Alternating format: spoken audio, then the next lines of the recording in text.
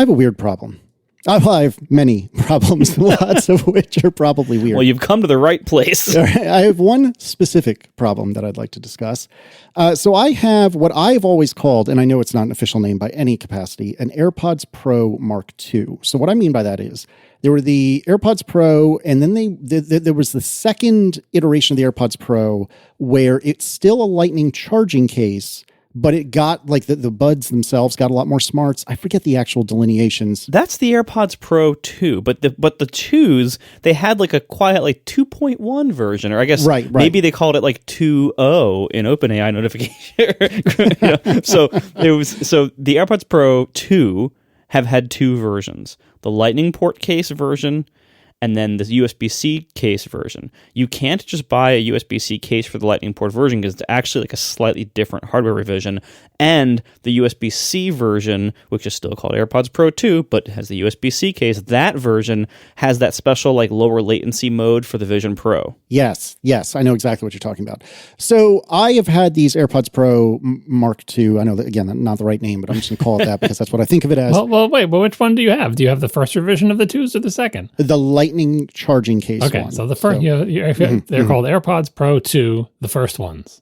I don't know why you want to put Mark in there. Because I drive a Volkswagen. That's how we talk. Anyways, so my AirPods Pro Mark II, I've had them for a year or two. I forget exactly when I got them. I believe it was a Christmas gift a couple of years ago now. I think it doesn't really matter, but I've had them long enough that it's not entirely unreasonable to replace them. It's been a couple of years or whatever. The buds themselves still work great. The battery is still lasting sufficiently long for my needs. I am going to be traveling this week, so maybe I change my tune if I have them in for like 4 or 5 hours at a time, which is very unusual for me. But generally speaking, in day-to-day stuff, the batteries are great. No worries. However, I'm having the first worldiest of first world problems. The charging case doesn't seem to want to Qi charge anymore, which is okay. But it gets worse because remember what I just told you? It is what kind of charging case, gentlemen? A Lightning charging case. Oh, no, I'd replace them. Well, so here's the thing. I concur with your assessment. However, we keep getting these rumblings that there's going to be a Mark III. I know, not the right term. A Mark III coming soon. It's going to come any day now. It's happening. And so I feel like, is now really the right time to do this? I don't know what to do. So we'll see how grumpy I get while I'm traveling over hooking up the Lightning cable, which I can already tell you I'm getting pretty grumpy about it. And maybe I'll just like Insta-buy some while I'm on my trip or whatever. Well, you're going to be more upset about missing out on when the 3s come out, because then it just plug them in. Plug them in for a few months. You'll be fine. People plugged in their AirPod cases for years and we all survived. It was terrible, John. It was terrible, I tells you. I still plug mine in. I mean, I do have the wireless charger next to my bedside, but every other place in the house, I plug them in and it's fine. The funny thing is that it does occasionally work. So I don't know what the problem is. I looked up like a K-base or whatever about it. And one of the things they said was like disown it from the iOS side, disconnect and forget it from the iOS side, and then mash down on the button on the back for something like 10 seconds or whatever. And that'll effectively clear them out and set them up as new, which I did, assuming it would not make a difference. And it made no difference. So like 1 out of every 10 times it will charge via Qi, but it generally doesn't. And I am unreasonably annoyed by it. And my brain knows that, John, you are right, that I should wait. But my heart is listening to Marco and saying... But your heart's going to be sad when the 3s come out anyway. Unless you're signing up now to also buy the 3s when they come out, you're going to feel so much worse when the 3s come out and you're like, right. I can't get them because I just bought new 2s. You are right. You can just get the case replaced. Isn't that like $80 or something? That'll satisfy your need to buy something. I don't have a need to buy something. That's Seems the thing. like you do. I just want my stuff to work. As a quick aside, I think I believe we talked on the show that I've discovered that that electric cars, the market for electric cars here in America is kind of bottoming out right now.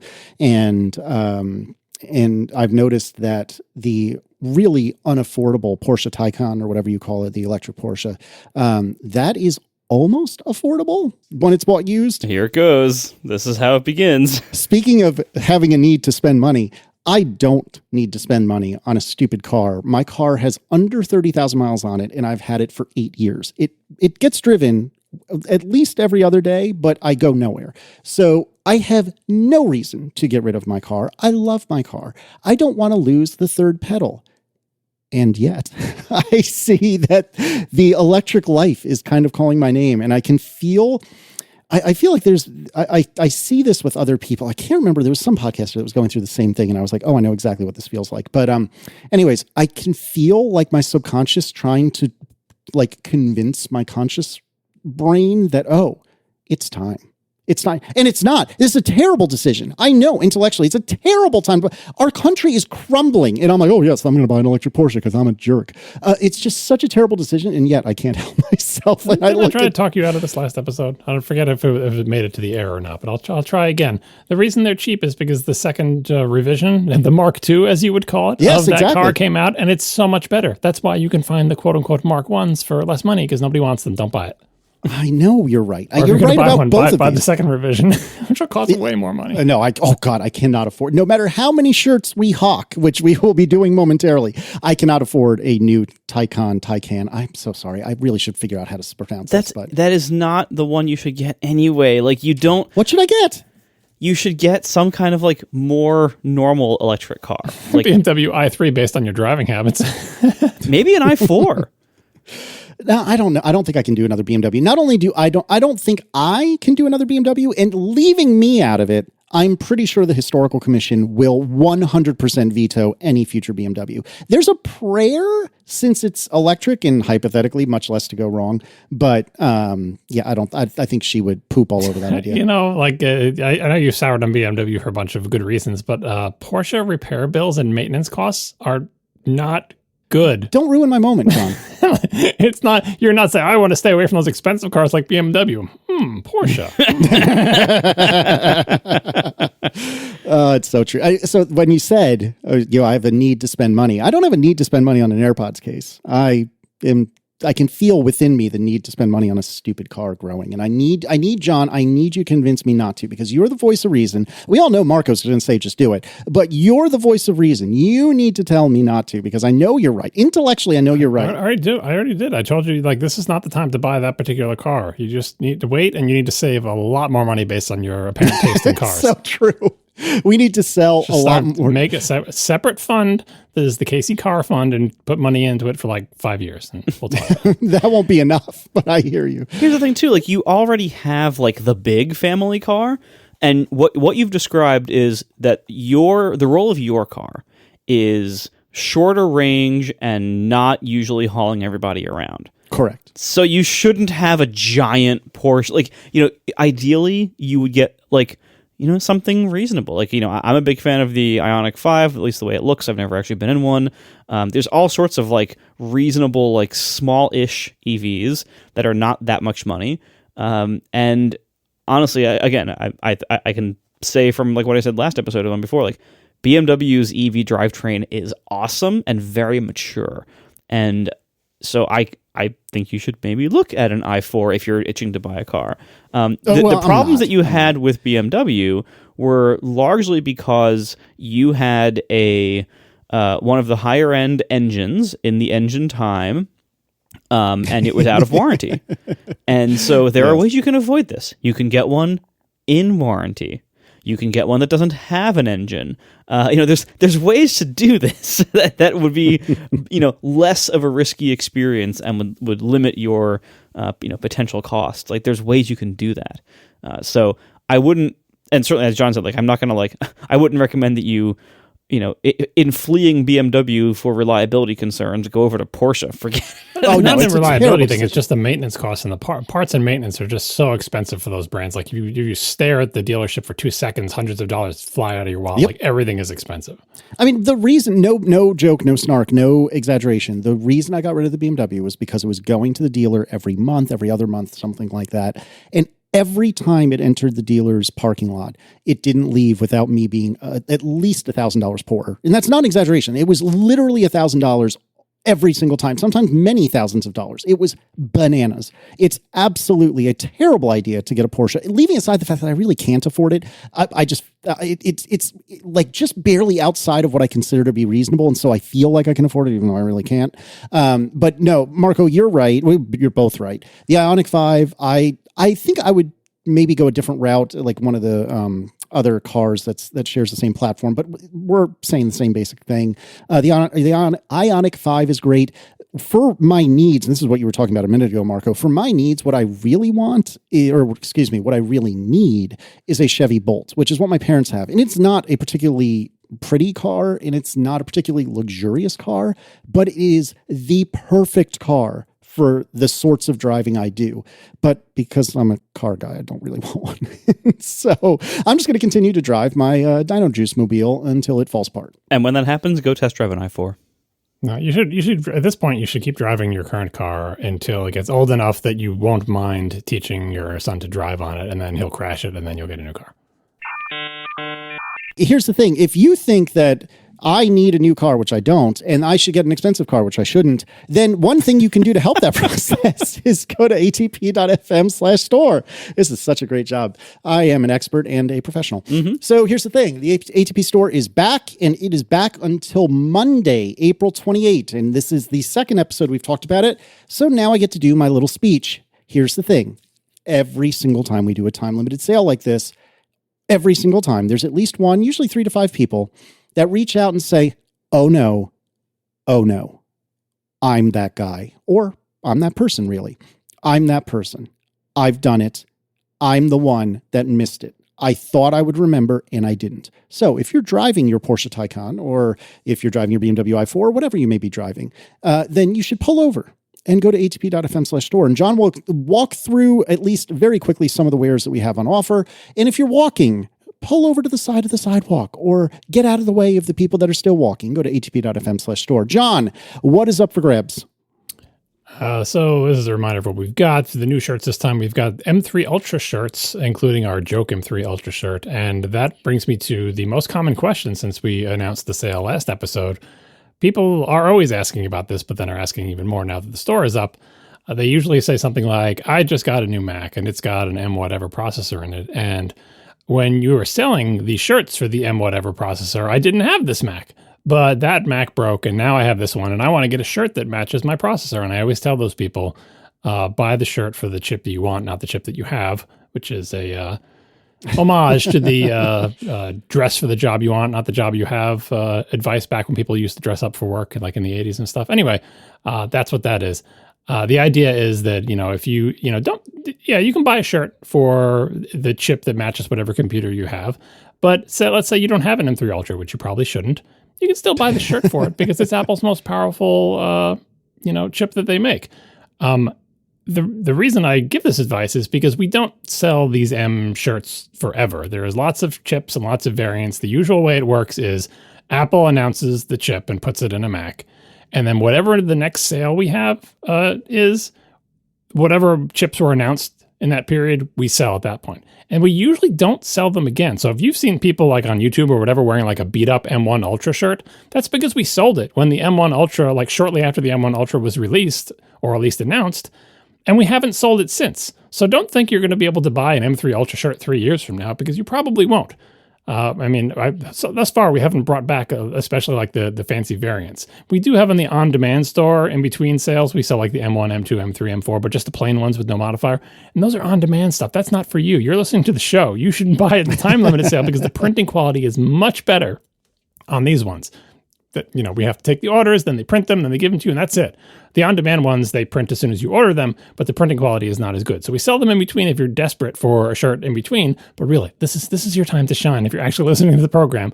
So if you think you might ever want an M3 Ultra shirt, this is the time to buy it, because the next sale we have, the M3 Ultra shirt will not be on sale. And unfortunately for the people who are like, well, what about the M4 Max? That's in the Mac Studio too. Yeah, but it was in a bunch of computers before, and we already sold it.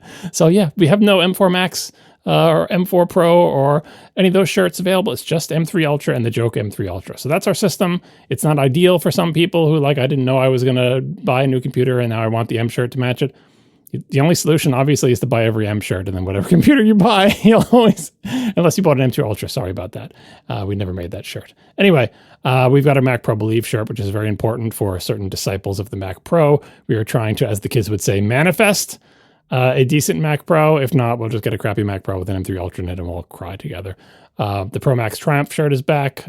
Very popular. We've sold it many times in the past, then it went on a long break, and now it's back. And it's still very popular, so check that one out. We've got our performance shirt in a bunch of colors and our usual ATP stuff. And the mugs, which it seems like we're going to have for the rest of our lives because no one is buying them. Oh, well. Oh, and also a hat. Anyway, that's the M chip situation. That's the store. This is the second show we were talking about this. There'll be one more show, which I believe we are also recording on a Monday. One more show where we announce this, and that's it. So don't think you can, as Casey said, that you're like, oh, I'm sure they'll remind me of it again. Yeah, we will remind you one more time. This is your second to last warning. If you want anything from the store, get it now, and especially if you actually are going to WWDC, please buy a Mac Pro Believe shirt and wear it to WWDC and find John Turnus and make him look at your shirt until he gets it. Yes, please. Also, John, one clarifying question for you. Are there chip designs on the back of any of these that are being sold right now? No chips in the back of anything. Someday I may be inspired to do another chip, but the M3 Ultra wasn't it. Good deal. All right, well, let's do some follow-up, and let's start with... Can we just skip the tariff stuff?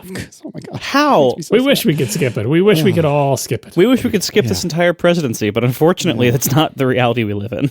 Mm-hmm. Seems not. All right, so let's just dig in. Let me put on my big boy britches and let's just talk about it. All right, so Trump has decided, and just bear with me here, Trump has decided to exclude smartphones, computers, and chips from higher tariffs. Reading from the New York Times on the 12th of April. As we record this, it is 2 days later on the 14th.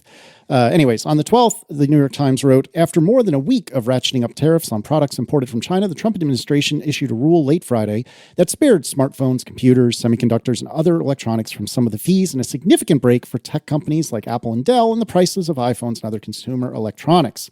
A message posted late Friday by U.S. Customs and Border Protection included a long list of products that would not face the tariffs President Trump imposed in recent days on Chinese goods as part of a worsening trade war. The exclusions would also apply to modems, routers, flash drives, and other technology goods, which are largely not made in the United States. The exemptions are not a full reprieve. Other tariffs will still apply to electronics and smartphones. The electronics exemptions apply to all countries, not just China. Still, any relief for the electronics industry may be short-lived since the Trump administration is preparing another national security-related trade investigation into semiconductors. That will also apply to some downstream products like electronics, since many semiconductors come into the United States inside other devices, a person familiar with the matter said. I didn't realize you needed a person familiar with the matter to know that particular tidbit, but that's all right. These investigations have previously resulted in additional tariffs. Again, this was this past Friday. We are recording on a Monday evening. Look at that. Tim Cook's butt kissing has finally paid off. He gets another exemption. Apple is saved. Mm-hmm. See, and that's the thing. Like, this is why. Like, look, Tim Cook's obviously a smart guy. He knows how to play the system. When you are the CEO of any major tech company today, and especially one as big and important as Apple, the job of being a CEO at that level is somewhat technical, but it is largely diplomatic. Tim Cook is basically serving as a diplomat between his massive company and countries around the world, including our own country that he's in. This is the job. However, obviously we've had lots to say about how he's been doing that job and his other job over the course of the last few years. But I think in this case, like, he is probably playing this game as best as he can, given the circumstances that they're in, which are largely his fault. But people who try to play with Trump always get burned. He probably knows that, but he also probably knows, like, at least he is, like, able to talk to him sometimes. But Trump is not working on any kind of, like, long-term strategic level. He's impulsive, and he's a compulsive liar, and he doesn't really know what he's doing. He basically governs by chaos. Tim Cook is doing the best he can to try to, have his foot at the table and get what he wants done. And by the way, this is not just about tariffs. It's also about getting the government out of Apple's affairs and, stop suing us, stop regulating us, etc. Like, it's not all, flowers over there. But this is what happens with Trump. He turns against everyone. We are here yet again with more chaos. This is how Trump governs. Inept chaos. After this announcement, one of the celebratory posts I saw someone make, which was, again, short-lived, as we'll get to in a moment, was that Tim Cook's top two skills that Tim Cook has is, number one, supply chain. Number two, despot management. Yeah. Because he's been dealing with China for just decades, right? And so dealing with China is a very similar situation where there's someone who is, who is going to do things that don't make sense to you, but you have to kind of kiss up to them, but you don't really agree with them. And he's been doing that for years and years, which should have been his clue to maybe hedge his bets against China, but we are where we are. Anyway, so he made his play for it as he did in the last Trump administration. How'd that work out for him, Casey? I mean, depends on who you ask, but I would say not great, personally. All right, so moving on with regard to the last few days, smartphone tariffs are coming back in a month or two, says Trump admin. So this is yesterday as we recorded this on Sunday the 13th. I'm reading from The Verge. Smartphones, laptops, and other products are exempt from Trump's April 9th tariffs, will be lumped in with duties on semiconductors in a month or two, Commerce Secretary Howard Lutnick told ABC News anchor Jonathan Karl on This Week. This is not like a permanent sort of exemption, Lutnick told Karl, saying that they will be subject later to a special focus type of tariff applied to the semiconductor industry, similar to automotive tariffs Trump has already issued. When asked if the new tariffs will include products like iPhones, many of which are built in China, Lutnick said that's correct, and that the goal is to encourage them to reshore to be built in America. It's not like you can open a factory tomorrow to build iPhones, Karl said. Yeah. You really can't. The best and brightest in this administration. So this is you've got an exemption. But then was it a day later, less than 24 hours later, the person who's supposedly in charge of something, the Commerce Secretary comes in and says, oh, well, those are coming back in a month or two because we know you can't just, we want them to be built in America, but we know it's not like you can open a factory tomorrow to build iPhones. You can't open a factory in a month or two either. It's like, nope. I don't know. It's anytime they try to provide any kind of rationale, like a rationale that they think will be acceptable to people other than we're enjoying insider trading, or we want power over people so they will come and beg us for things. Like whenever they try to explain it in a rational way, it's like, we want to reshore manufacturing. Like if you let them talk, they either reveal that they have no idea how anything works, like saying, oh, well, we'll put these tariffs and then next month iPhones will be built in the United States. Or they can't bring themselves to say that because they realize how ridiculous it is. Anyway, again, I feel like we need a date and timestamp every time we say anything about this because, as Marco said, it's chaos. And just because they said this in the most recent story that's in our show notes does not mean that by the time you hear this episode, there won't be some new news related to this. It's ridiculous. I don't know how anyone is expected to run a business or live a life with this level of uncertainty and chaos on a day-to-day basis, but this is where we're at. Yeah, and the thing is obviously, as an economic policy, it seems like, Trump took one econ course ever, maybe. Let's be honest, he probably saw it on TV. But he took intro macroeconomic lessons and was like, oh, we can adjust prices with tariffs. Okay, great, that sounds awesome. Then we can screw people and they can negotiate with us. And okay, well, that's it. As with all macroeconomics, it's pretty complicated, and there's a lot of other factors to consider and a lot of side effects that you might not be considering. And if you're going to do tariffs well, the ways that tends to be done are, A, somewhat predictable, and B, usually a little bit gentle, or in with subtle tweaks. Like most economic policy actually does best when it's, especially at the large U.S. government level, slow, subtle, predictable tweaks. That's not what this is. So even in the Republican fantasy world where this actually makes any kind of sense whatsoever, even if that was what they were going for, having it be both, large, sudden tariffs that are seemingly nonsensical, based on literally impossible math that makes no sense and that partially was generated by ChatGPT for them, and to have them be erratic and to have them be changing every day or every few days, now this, there's going to be this exception, now that exception. Even if it was a good idea to put these tariffs in, which it's not, but even if it was, you undermine that by having them change constantly. Because even if you suppose you were going to build a factory in America because of this, first of all, Trump's term is only 4 years long and he'll be dead soon. So you only have a certain range that you even have to worry about this guy even being able to spout stuff off in public.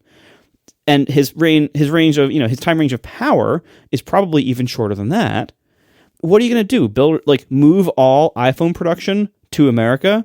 invest in all these factories only for him to say, like, tomorrow, oh, never mind, it's different now. No one's going to invest in, moving stuff over here if the environment is so unpredictable and chaotic. No one's going to make long-term investments. All they're going to do is try to wait Trump out because they know that before too long, either he'll be out of office or he'll change his mind again. So the entire concept of this makes no sense, will not achieve what he wants, and all it's doing is causing chaos in our country and the financial markets around the world even. Which may be what he wants. I don't think he wants the chaos. I think he doesn't know how to govern any other way. No, I mean, anyway, we don't want to get too far into it, but the stated goals of these things are so disconnected from reality, up to and including the constant refrain that tariffs won't increase prices and that other countries pay for them, like just flat out unreal things that are not the case.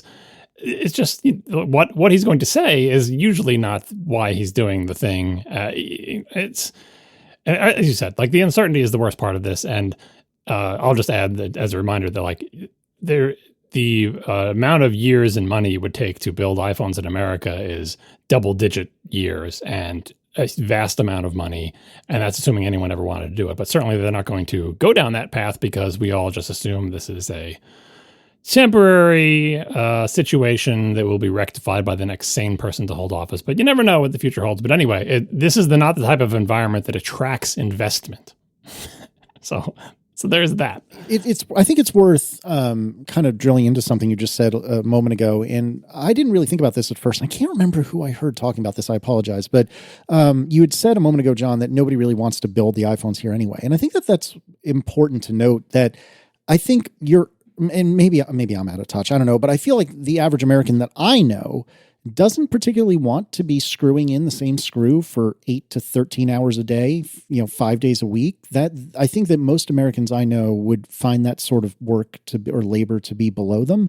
And so even if you could stand up the physical factory and even if you could do that in a timely manner, which I don't think you really could, where are you going to find the people? And this is what you were saying, John. Like, where are you going to find the people to do it? It's not just the people who are screwing over and over again. It's the skilled labor that does all the fancy machines that, machine all the parts. We don't have them either. True. We don't have anything to do that. And there was, I think you might have seen one of my reposts on Mastodon or something. Someone did a survey of a recent survey, as in like a couple days ago, of Americans saying, do you think it would be better if we manufactured more things in the United States?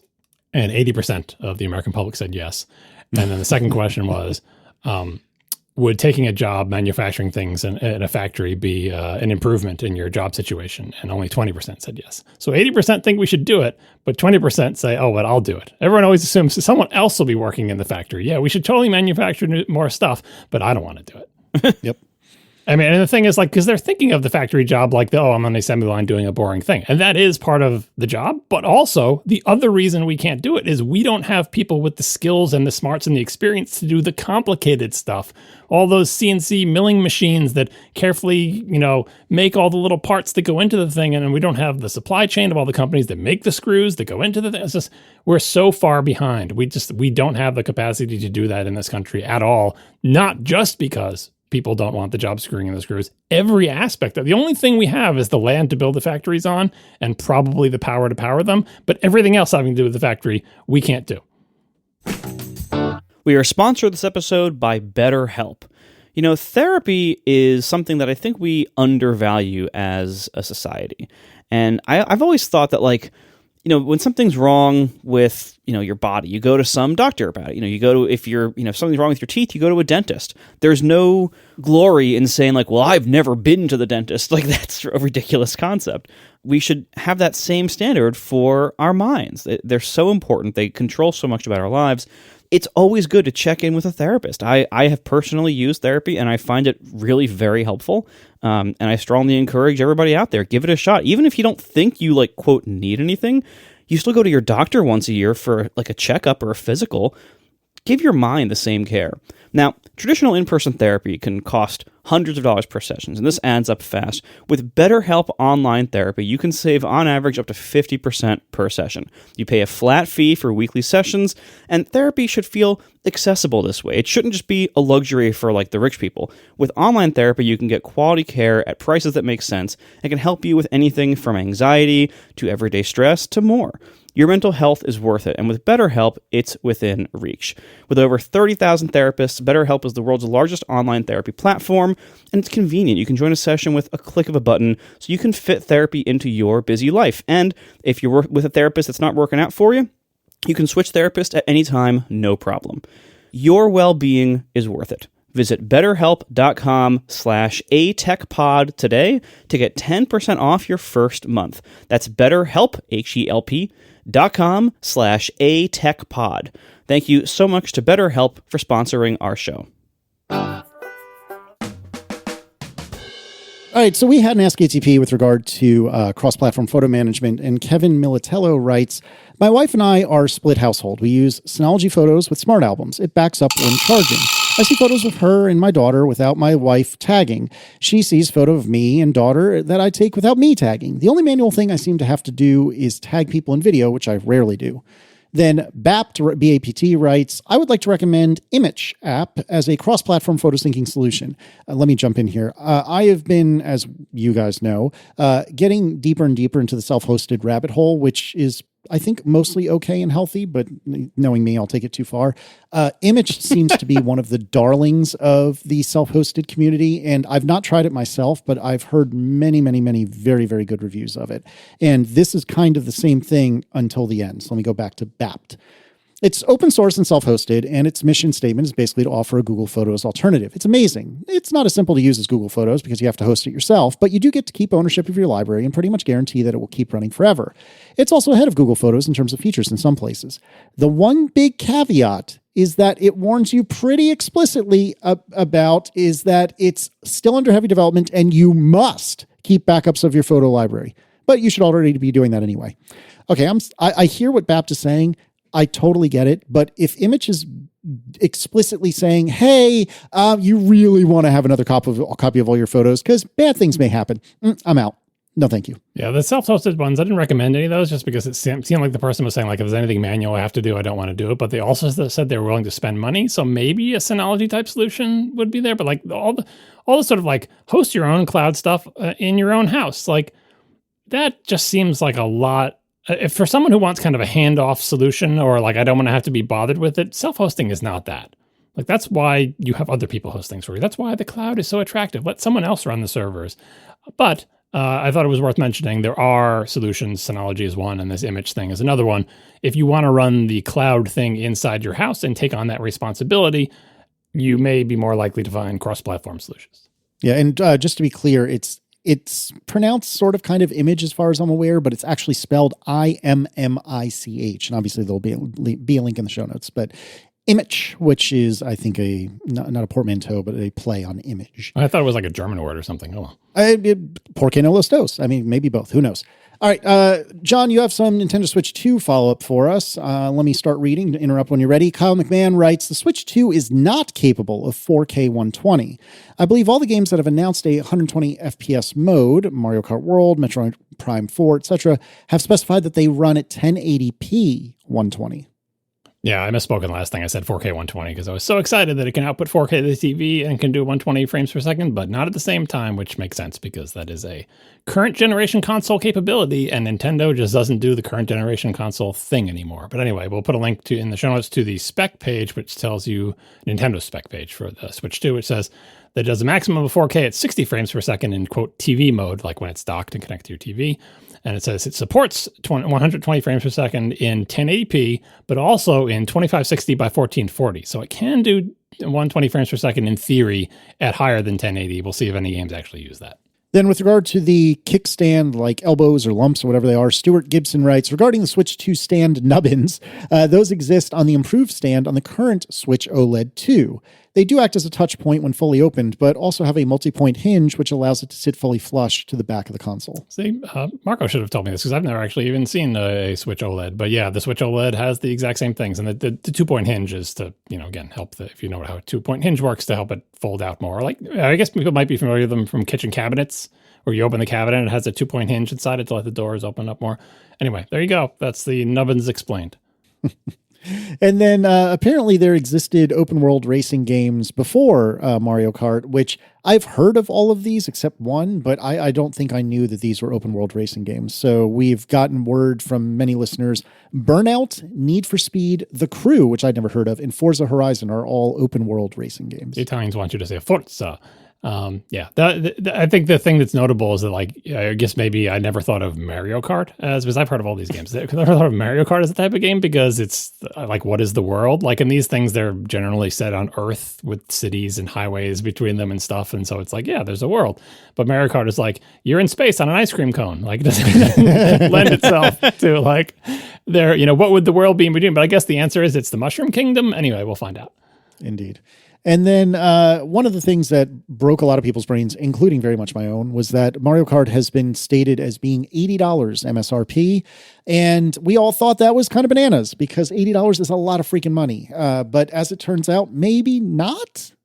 Yeah, I referenced this graph in the last thing. I just didn't have the link for it, so I just wanted to put the link in the show notes. This is the graph I was talking about that shows the inflation-adjusted price for video games. And you can see $80 is not out of line with what they have historically been.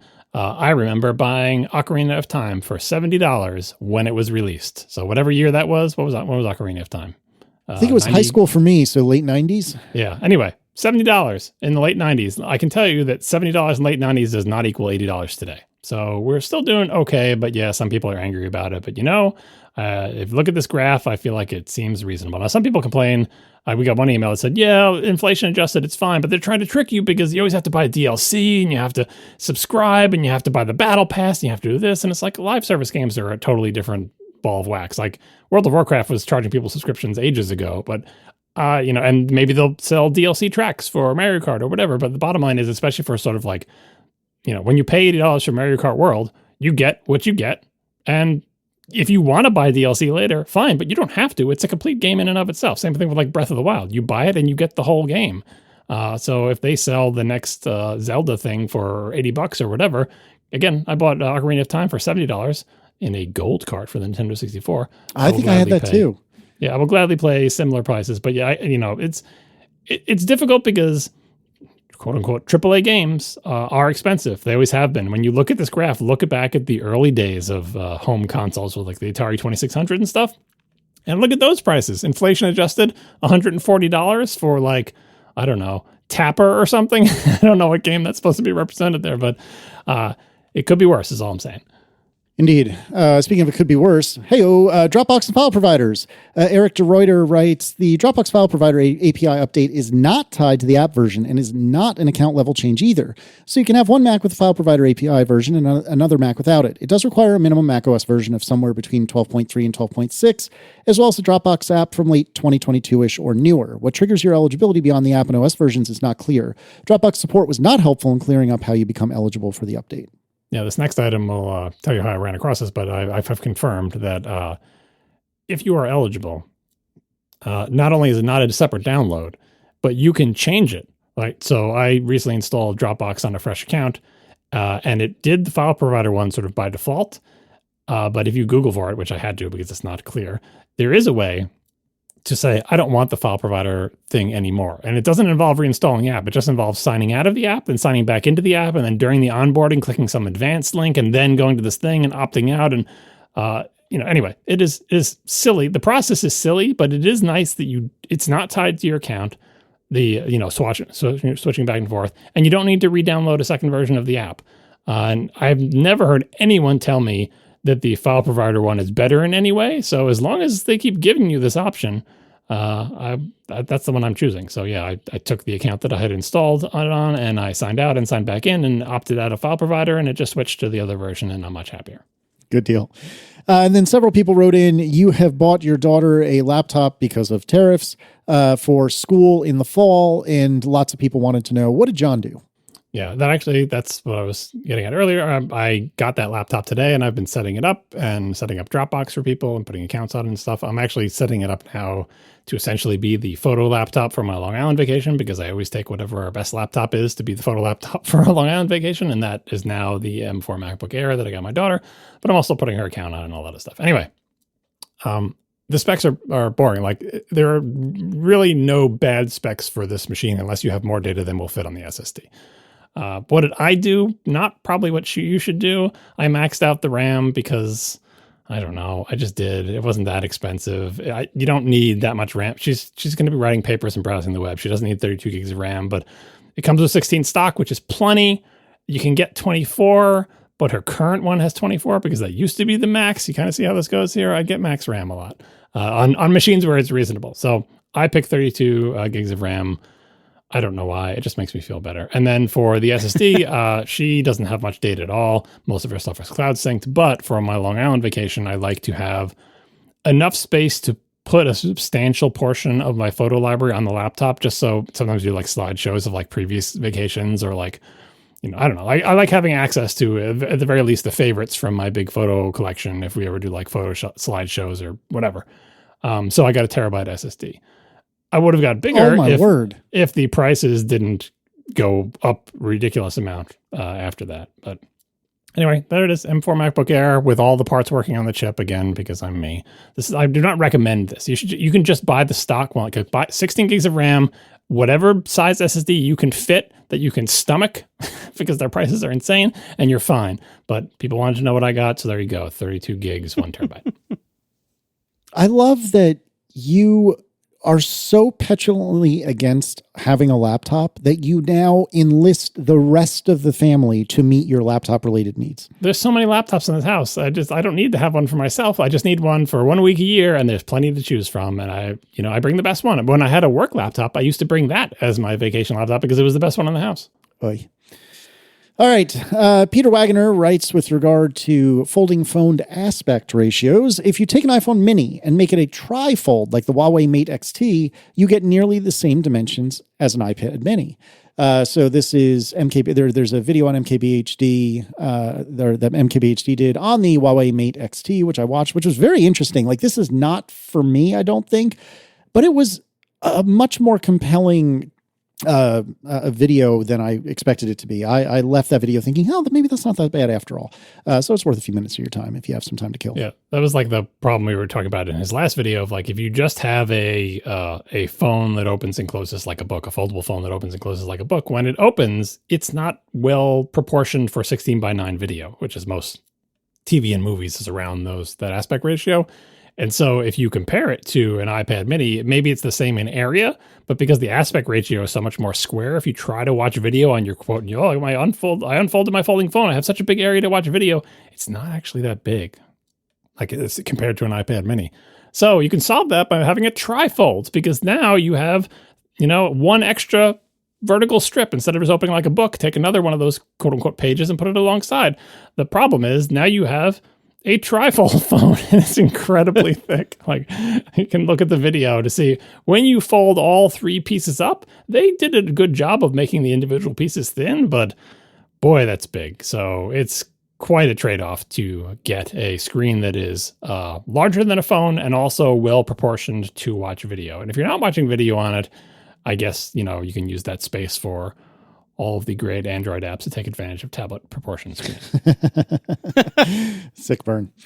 And then finally, Jonathan Clayton writes with regard to Mac Mini SSDs, some company from Malaysia of unknown reputation called IBOF, IBOFF, claims to have reverse engineered the SSD modules found in the Mac Mini. They are taking pre-orders for 250 gigs, 500 gigs, 1 terabyte, and 2 terabyte modules for way cheaper than official upgrades.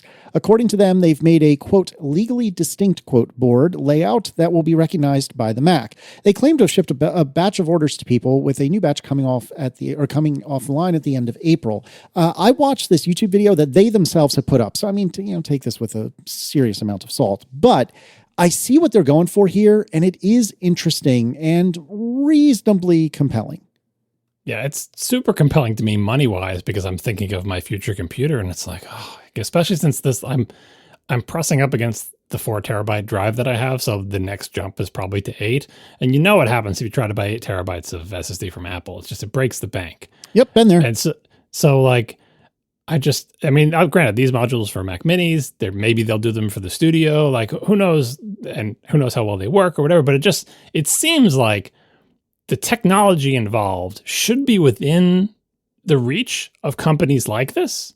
You know, like, I kind of wish OWC would do them, but they would probably get sued by Apple or whatever. Like, it's kind of fly by nighty because we're like, where do they get the NAND modules? We talked on a past episode about how those NAND modules are not readily available, and if you do get them, it's possibly some kind of gray market leftover thing. Like, who knows? Who knows where this stuff is coming from? But technology-wise, it is indeed a printed circuit board with components on it. That is a known technology, and if you could get essentially the same components as Apple is using and put them on a board that connects them in the same way, but doesn't have exactly the same traces, so Apple can't sue you for taking their proprietary. You know what I mean? Like, they're trying to sort of clean room reverse engineer this because they can take one out of a Mac Mini and they can look at it. It's like, I see all these components. I can buy these off the shelf from whoever Apple is buying them from. The only thing I can't copy is the layout of the traces on their board because that's work that somebody did on contract for Apple. So do your own work to do that. And that's what these people are saying they're doing. But if you go to their website, they're all sold out. Who knows if this company will be here in a week? Who knows? You know, do you really want to even though it's cheaper than Apple, it may be a lot of money. They don't even offer an 8 terabyte. They only offer 2 terabyte, but I'm keeping my eye on this because I tell you, whatever next Mac I get, if I can get third-party storage for sane prices, I may actually risk it, especially if Apple offers them at insane prices. What I would do is go back to the good old days of buying Macs when we all said, get the lowest amount of storage you can get the lowest amount of RAM you can get, and then just swap it when you get the computer, back when you could do that. You can't do that anymore, but I would love to be back in those days because I could get a quote-unquote cheap Mac with the lowest amount of storage. And then if I buy one of these third-party ones and it's a disaster, oh, well, I'm out that money, and then I could just buy the first-party one and put it in there. That's only possible, I believe, on the Mac Pro right now. Maybe on the with the parts program on the Mac Studio as well and the Mac Mini. But I'm thinking about it. I'm looking at it. I can't vouch for this iBoff thing. We'll put the links in the show notes so you can look at it and see what you think anyway. And like I said, they're all sold out. It's kind of like reading reviews of these hypercars where at the end they always say, and by the way, they're all already sold out. Right. Yeah. Now, like I said, the video, I think it was like 5 or 10 minutes, and it's not required viewing by any stretch of the imagination, but they made a pretty compelling argument and case for themselves. And again, I mean, obviously the company who put up the video about themselves is going to say that they're amazing. I mean, I get that this is, self-serving or whatever, but I thought it was an interesting video, and they went through kind of the behind the scenes as to some of the choices they made, why they made them, and how actually they could have done better, but then it would have been a lot more money and blah, blah, blah. Again, if you have some time to kill, I definitely recommend spending a few minutes. Yeah, like I said, like the thing that gives me encouragement about this is it's just a printed circuit board with surface mount components on it. Like, there's no magic, there's no like thing that can only be fabbed by TSMC because it's some super, like, it is just NAND and a bunch of components and a board that goes with it. So it seems it's so tantalizingly close. It's not a standard. It's proprietary. We get it. Like, there are lots of barriers to making this, but I feel like it's plausible that you could get one of these and not have it be a disaster. And they're so much cheaper. That's what's tempting me. We are sponsored this episode by Mack Weldon, my favorite brand of clothing and my most worn brand of clothing. This is why I wanted to have them as a sponsor. I wanted to be able to talk honestly and say, I wear Mack Weldon every single day. All of my underwear is Mack Weldon, most of my t-shirts, all of my workout gear, many of my other things, pants, like long sleeves, sweaters. They have such a broad product line now, and it's all really good stuff.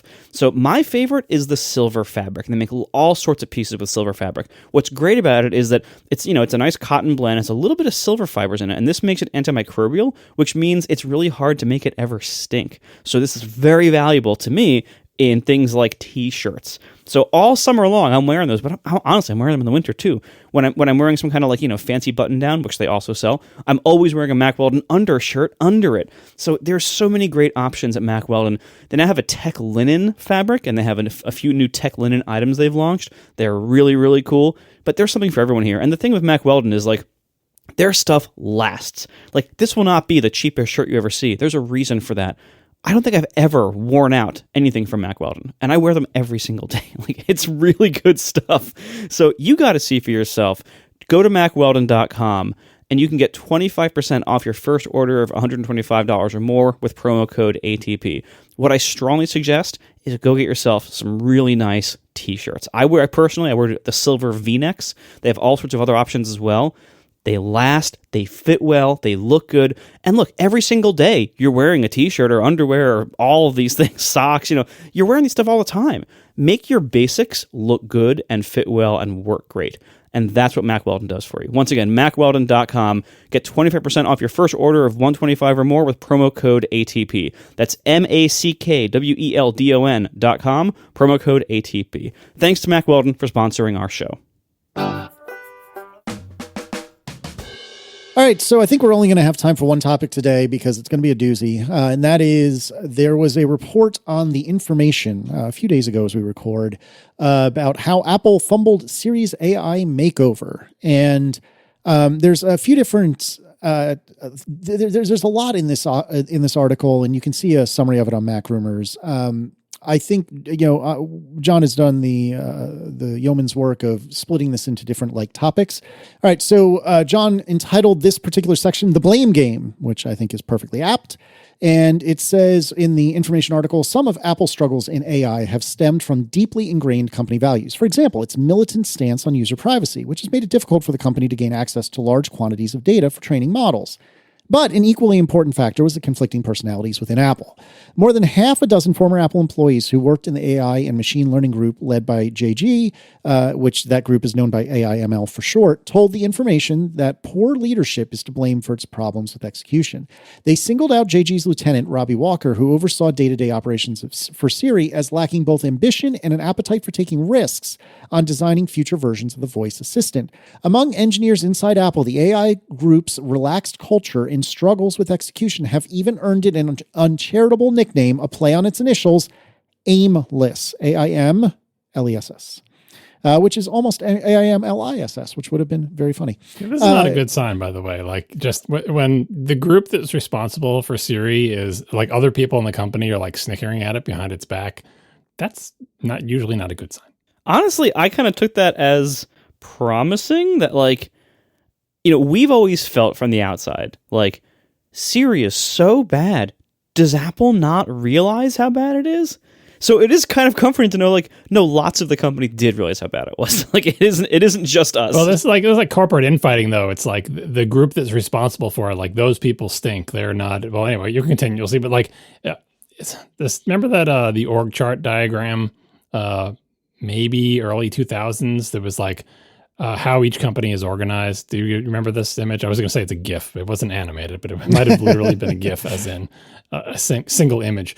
The only two I remember were the Apple one had Steve Jobs in the middle. He was the hub of a wheel with lines radiating out from him, which is that seems right. It's like a starburst coming out from Steve Jobs. And the Microsoft one was a bunch of different divisions all holding guns on each other. Oh, yes, I do remember this now. Yeah. There's some amount of rivalry within your company is healthy. Everyone wants to do better than the other groups, but it shouldn't be to the level where maybe they're undermining each other, or maybe there's a group that everyone knows is low performing and the other groups get angry about it. And that seems like what's happening here. You can continue. The dim internal view of the group in many parts of Apple is a stark contrast to that of Apple's software engineering team, which Federighi has overseen since 2012. It has built up a reputation for efficiency and execution with its work on Apple's operating systems and messaging, photo, mail, and other apps. Former Apple employees have referred to Siri as a hot potato, continuously passed between different teams, including those led by Apple's services chief, Eddie Q, and by Federighi. However, none of those reorganizations led to significant improvements in Siri's performance. So this is another thread of this. There's something, obviously, when you have these stories, the information sources this to a bunch of people who used to work at Apple but don't anymore. So anytime you're talking to ex-employees, you have to wonder, do they have an axe to grind? What is their perspective? Were they coming from the AIML group? Were they coming from the groups that were mad at AIML? What are their biases? But it is interesting to see that Federighi's group actually within the company seems to have a reputation for getting things done. And I can see that. We have complaints about what they're doing with software and the quality and all sorts of other things. But the bottom line is they do ship stuff. And if your complaint about the AIML, this thing is they're aimless and they're not accomplishing anything. Federighi, it seems, when given a task, do this thing every year, have a new revision of these operating systems with these features and so on and so forth, seems to actually be executing on that and producing results.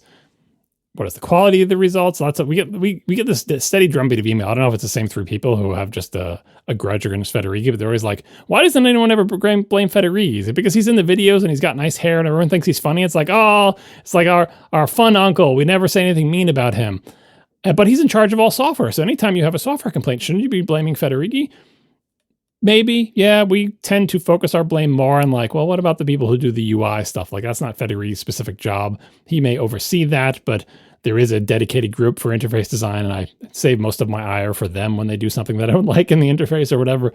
But in the end, yes, he is responsible for all software, but not all software. For example, until recently, he wasn't in charge of Siri, although he had been at some point in the past, and so had Eddie Q. So it's not always clear.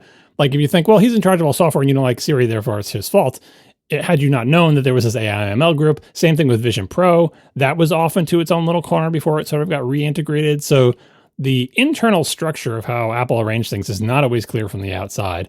And I mean, this is just another data point. Again, maybe these are people from his group, so of course they're going to say, oh, Craig's great. We are in our group. We always did everything perfect. It's those AIML people that are terrible. Like, you got to take all this with a grain of salt. We don't know what their biases are, but I have personally not heard anything about Federighi that didn't align with this, that essentially he does get things done according to what he thinks he should do. And you could disagree with his tastes and decision-making, but he is an effective operator within the organization of Apple. Like he does not struggle to accomplish the goals that he sets out for himself or that people set before him within Apple.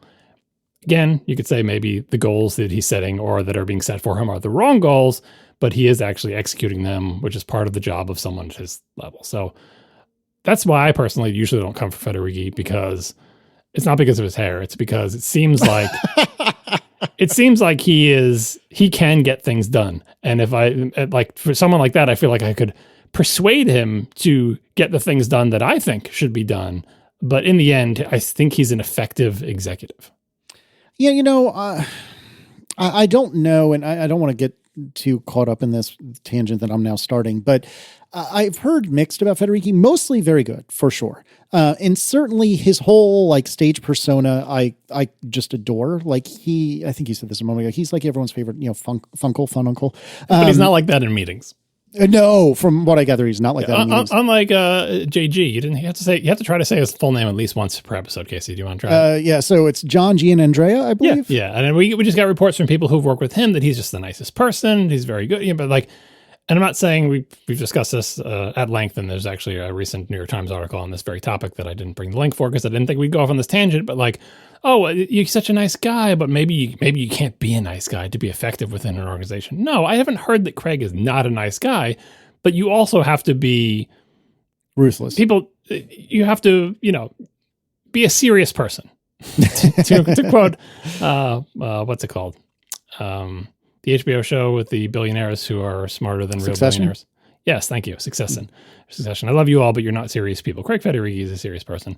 It doesn't mean that you shouldn't be mean and cruel to people, but you do have to be firm and clear in your direction and decisive and so on and so forth. And again, everything I've heard is that Craig is smart, technical, decisive, going to make wrong calls occasionally, but again, an effective operator within the organization of Apple. And JG, all I've heard about him is that he's a really nice guy, very smart, very knowledgeable, and all I've seen from the outside is not able to effectively operate within Apple. Yeah, it's very true. The people I've spoken to within Apple have almost universally said good things about Federighi, and not to say that he's perfect by any means, like you were saying a minute ago, but that he's very, very smart. I've heard several people say that he is one of the smartest people that they know, and apparently has an uncanny ability to understand really complex technical problems almost immediately. It's apparently incredibly impressive, which I don't really know Federighi. I met him once for 2 seconds and he had no idea who I was, which is what I would expect and did expect. But he seems like a genuinely nice person. And by the way, I want to say, someone who's worked in big companies with big executives, whenever I hear those stories of oh, Craig really knows his technical stuff, blah, blah, this is how I take it because I've experienced this. what it means is that he's not entirely clueless, which is like the normal. Like he's been out of it. Like he used to be a programmer, but he's been out of it for so long or whatever that he's not entirely clueless, and that he understands that sometimes it actually is important to know like the broad outlines of what the deal is. But also, I think he's the type of person who would feel the urge to, as he's said in various interviews, to like dive into the code himself, and he should absolutely never do that. Correct. Because his skills are not up to date, because that's not an effective use of his time, because better programmers work for him, and because that's not his job. And I don't think he does that, like to be fair, but people are amazed when an executive knows anything. And I think Craig mostly understands that it's good that he has that background, and that background should be part of his decision-making. Because you see so much in big companies where there'll be a technical executive who will become an executive for enough time that they no longer think technical matters should be part of their decision-making at all. And they should be. They should always be an aspect. It doesn't mean he needs to understand everything from top to bottom. It means he needs to ask smart questions to people who know the real answers, who give him information that he then incorporates into his decision-making process. And people read that as like, he knows everything and could do all of our jobs. He could not. He can't do all of your jobs. Like, that's never the case. He's not supposed to do all of your, he's supposed to do his job. But there's a little bit of hagiography of like, oh, he's so technical and understands everything. It just means that he is properly taking into account technical considerations that worse executives discard, because they're like, well, I don't need to understand that at all. And in fact, no one needs to understand that. And in fact, that's not even important. All I need to know is the finished product, and I don't need to understand anything about how it comes to be. And Craig, luckily, does not subscribe to that theory. All right. With regard to John G. and Andrea's Siri leadership, in 2018, when JG arrived from Google to run the newly formed AI group, his hiring was seen by the tech industry as a coup for Apple. And I remember this. We talked about this, that, oh man, they pulled like the king of AI from Google. I never would have expected it. And I mean, I stand by that from what we knew at the time, even actually from what we know now.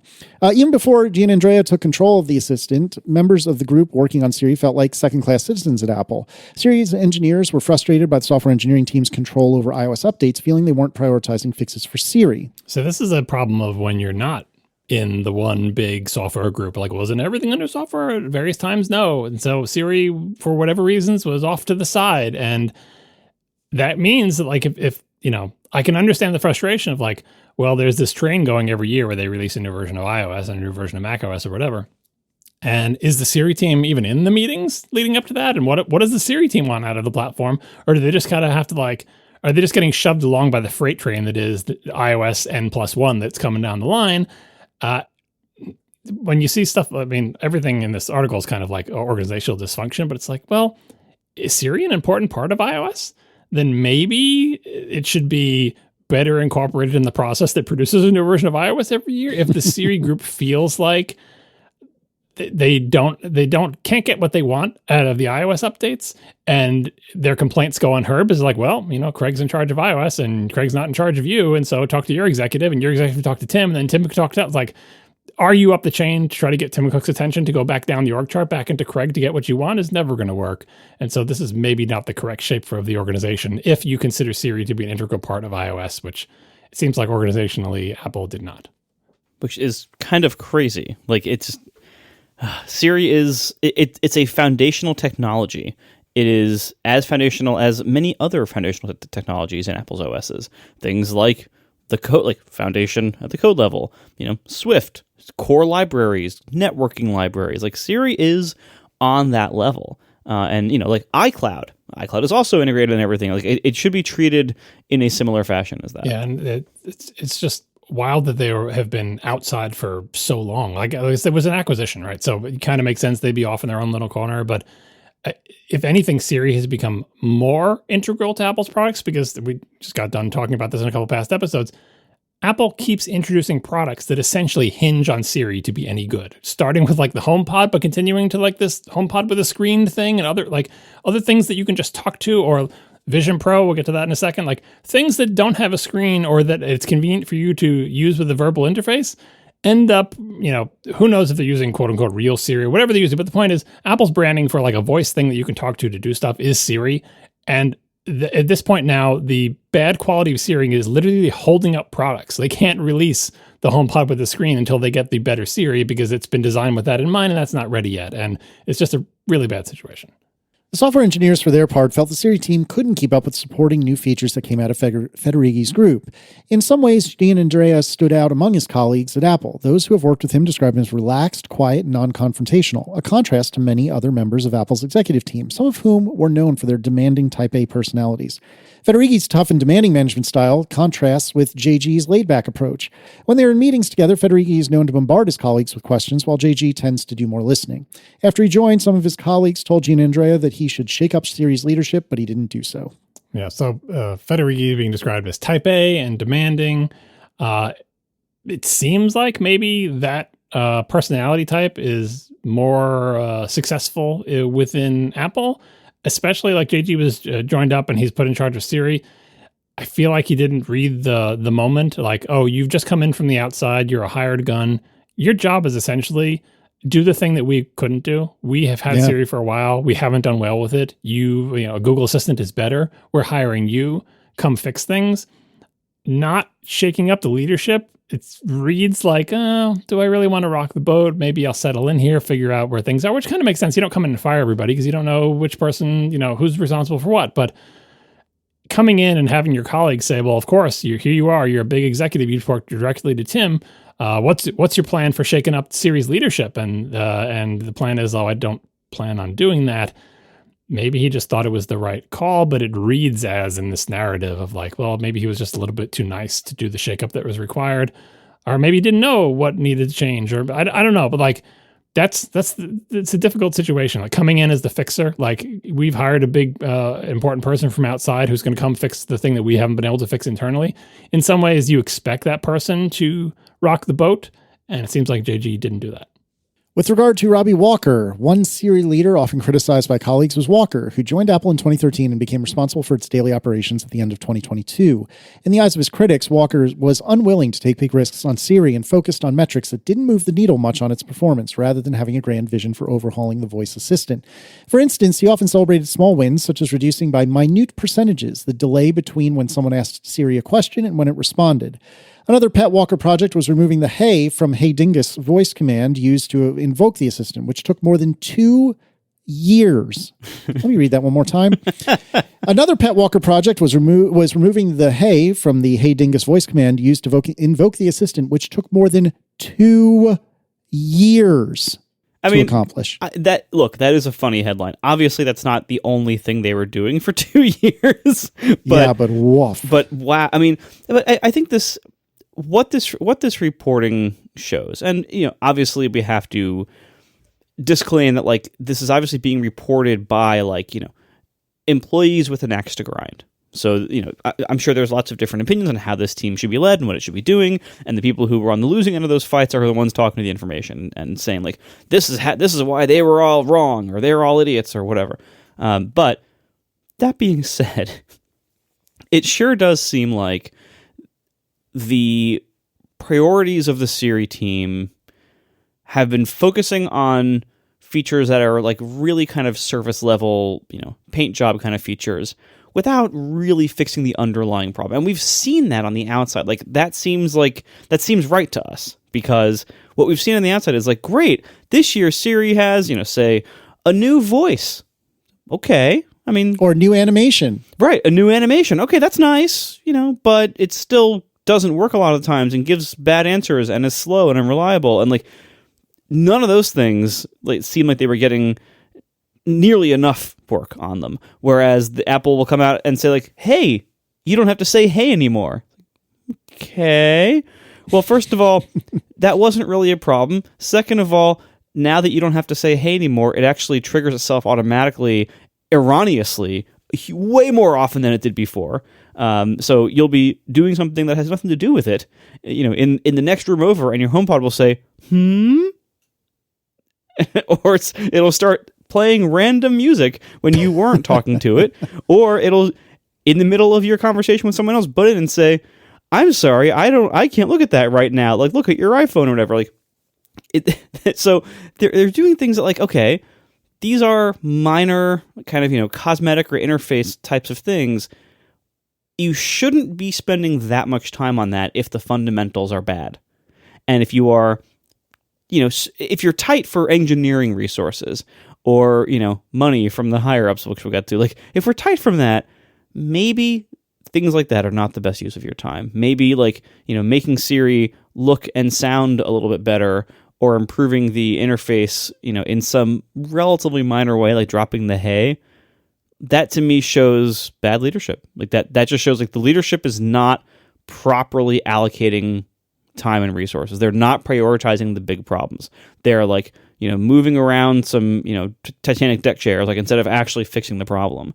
And hopefully that's all changed now. But this article, the reason why this hit so hard is because this kind of confirms what we've all suspected all this time, which is what is going on in Siri and why won't it ever actually get better in meaningful ways?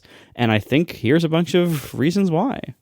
Yeah, I agree with you about the hey dingus thing, removing the hey. Like, it took 2 years. Like, that's just how long projects take. Like, it doesn't, again, it's not the only thing they were doing. They tried to do it for one release. It missed. They said, we'll schedule it for next year because it's not pressing. That seems perfectly normal to me. I don't think that is damning evidence against anything.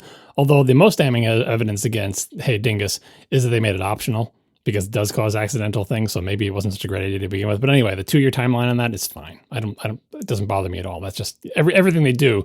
They try for 1 year, it doesn't make it. They go for the next year, it's fine. Increasing the reducing the delay, making Siri respond faster. That's important. We complain about that all the time. Yeah. But as Marco pointed out, okay, do that. But also, you see, like the ship is going down, right? Yeah. like sure, by all means, do rearrange the deck chairs. But like, there is another problem that is much bigger. So I don't think any of these things shouldn't have been done. They should have been doing stuff like, in the meantime, can we get, because Siri doesn't respond that fast, can we increase that? And say you've got a team trying to get rid of the hey, because I think that could pay dividends for a more conversational product, like a thing with the screen, or we could make HomePods better. Like, by all means, do all those things. But I don't think that's what the entire team was doing. But whatever they were doing, it was not what they needed to do, which is seriously overhaul Siri. And to that end, there's more to this section, believe it or not. Indeed. And last year, Walker dismissed an effort by a team of engineers to use LLMs to give Siri more emotional sensitivity so it could detect and give appropriate responses to users in distress. Walker told colleagues he wanted to focus on the next release of Siri rather than commit resources to the project. Without his knowledge, the project's engineers bypassed him to continue working on those capabilities with the software engineering group's safety and location team. Warning, another giant red flag. If someone in charge of some important group of things tells some part of their group not to do a thing, and they go off and do it anyway in cooperation with another group, that is major organizational dysfunction. They're essentially disobeying the person who's supposed to be leading them and going over to, like, it's like when, your dad says no, so you go to mom to try to get a yes. Right? That's not a healthy organization, right? The fact that this even was allowed to happen, right? Because this is the thing, I believe what they're referring to is the thing that we've mentioned on the show. I think Casey brought it up. Like, have you noticed that Siri is more emotional now, right? I think this is a thing that shipped. I think so. Did actually appreciably change something. And again, maybe that wasn't the thing they should have been working on, but it's a dysfunction when they want to do it. And Walker's getting a lot of crap in a lot of these reports, saying like because I assume he's under JG and more directly in charge of Siri. Apparently not setting appropriate priorities. Now, were these his priorities or were they given to him by his management? Who knows? But yeah, when you say don't do this and they go do it anyway, with with Craig's group or whatever, like that's something is going wrong. And I feel like Walker should have been telling his boss, like, hey, this is what's going on here. I told them not to do this and they're doing it anyway, but they're doing it with another group. But like, are we in charge of Siri or are we not? Like, maybe the current organization is not right. And this should bubble up to the level of like, I don't know, companies that do like reorgs every year, that's not healthy either. But you do have to occasionally look at your org chart and say, in light of our current products and our future plans, does this organization make sense? And I think for years and years, Siri has not been correctly homed. It is referencing it as a hot potato that had been bouncing around. That doesn't reflect its importance to the company's current products and certainly doesn't reflect its importance to future products. And then when the advent of LLMs definitely doesn't reflect the future direction of the company. So, I mean, to Apple's credit, they did eventually figure this out and rearrange things, and hopefully the new arrangement is better. But yeah, like, anytime I've ever seen that happen, like my boss says no, but this other person over here says yes, so we'll do it like, I don't think it's in secret or whatever, but we'll do it with them, and then just everyone grudgingly allows it. Someone needs to be noticing this is happening and saying, this is a sign of an unhealthy organization. We need to fix this. Yeah. It's weird too, because I am and we are so dissatisfied with the state of Siri today that the point that was made earlier is true, and it is worth remembering that there was a time that Federighi had Siri. There was a time that Eddie Q's team had Siri, and it was trash during those times too. So I do think Craig has a well-earned reputation for delivering, and certainly Rockwell does after delivering the Vision Pro, because whether or not you think the Vision Pro is a good product, it is a very, very impressive product, and he got it done, and we're going to talk more about him in a minute. But just because Federighi is pulling this back under his wing, it doesn't necessarily mean it's going to get any better. And it is better aligned with, like, if he's in charge of all the software and it's incorporated, things make sense. And like, I don't know how long he had it and how long Eddie had it. And the most important thing is when Siri was homed at various other places, it was not quote unquote obvious what should be done, which the advent of LLMs, it's like, oh, we totally need to, their capabilities are a good fit with what we're trying to do with Siri. And so now the direction is clear. Something LLM. Now, it's much clearer than before when we bought this company. We don't even know this technology. They've produced this voice assistant for us, and it's okay, I guess, and we can try to improve it, but it wasn't so clear. Like, I mean, obviously, Google Assistant was doing better, and Alexa was doing better, so arguably Apple should have hired away Google's person like they eventually did, or someone from Amazon earlier, and asked them, hey, why are your assistants so much better than ours? And they probably would have said, oh, because it's structured nothing like Siri. And that company you bought had a good idea back in 2008, but we have better ideas now. But they didn't do that. They said, well, we've got this product. We're kind of stuck with it. It is what it is. It's not entirely clear how it could make like a quantum leap to be better than it is. So it got bounced around. But yeah, once JG appeared and once LLMs appeared, it's like now we know how we can make Siri better. And the failure to do that is why this article exists. We are sponsored this episode by HelloFresh. With HelloFresh, you get farm-fresh, pre-portioned ingredients and seasonal recipes delivered right to your doorstep. Skip trips to the grocery store and count on HelloFresh to make home cooking easy, fun, and affordable. That's why it's America's #1 meal kit. Look, it's easy to find time to eat well. HelloFresh gives you 50 wholesome, hassle-free meals to choose from each week, delivered right to your door. And if you don't even have time for that, their new ready-made meals go from the fridge to your fork in just 3 minutes, using the same high-quality ingredients and restaurant-worthy flavor you expect from HelloFresh, but with none of the work. They have all sorts of options to suit whatever you're going for. They have prep and bake meals. This new lineup comes together with minimal mess and only 5 minutes of prep, so your oven does most of the work, not you. And the 15-minute meals are done in just 3 simple steps, so you can eat better without all the hassle. HelloFresh gives you so many good options. I personally have used HelloFresh, and I've been very impressed by it. I really enjoy, the food quality, the convenience, and I love having these faster options. I love that, because so often recently, especially, I've been super busy, and to have these faster options, it's just been so nice. Also, you've heard us talk about Green Chef in the past. Green Chef is now owned by HelloFresh. So with a wider array of meal plans to choose from, there is something for everyone. You can switch between the brands, and you can do whatever you want, with all their very many options they have. So check it out today. HelloFresh is a great plan. Get up to 10 free meals and a free high-protein item for life at HelloFresh.com/ATP10FM. 1 item per box with active subscription. Free meals applied as discount on first box. New subscribers only. Varies by plan. That's up to 10 free HelloFresh meals. Just go to HelloFresh.com/ATP10FM. Thank you so much to HelloFresh for sponsoring our show. HelloFresh, America's #1 meal kit. Cross-group tensions. We've kind of bounced off of this so far. Other resentments between JG's AIML group and Federighi's software engineering group also built up. Some in the software engineering group were annoyed by the higher pay and faster promotions their colleagues in the AI group were receiving. And they were bitter that some engineers in the AI group seemed to be able to take longer vacations and leave early on Fridays, while they in the software engineering group faced more punishing work schedules. Distrust between the two groups got so bad that earlier this year, one of Gianandrea's deputies asked engineers to extensively document the development of a joint project so that if it failed, Federighi's group couldn't scapegoat the AI team. It didn't help. Can I just for a minute here? Yeah. This is gonna keep showing how terrible the AI team is probably, but I do want to step back by one paragraph and say the workaholic culture is not helpful. No. The idea that software engineers in Federighi's org resented the AI org because they were able to have weekends and evenings, that's just healthy. And Silicon Valley has kind of this this workaholism sickness and obsession, and there is this culture of if you're doing either really important work or you're in some kind of crunch mode, you can't take a weekend. You got to work all the time. And if you don't, you're not a team player, or you're not good enough, or you're not devoted enough. That's just, first of all, I find that incredibly unethical. And second of all, it's unnecessary and tends to produce worse output. So the idea that the AI team was lazy or whatever because they were taking weekends and occasionally vacations and leaving early on Fridays. Oh my God. If the only way you can get good output is to overwork your people, you have a management problem, a serious management problem and a cultural problem.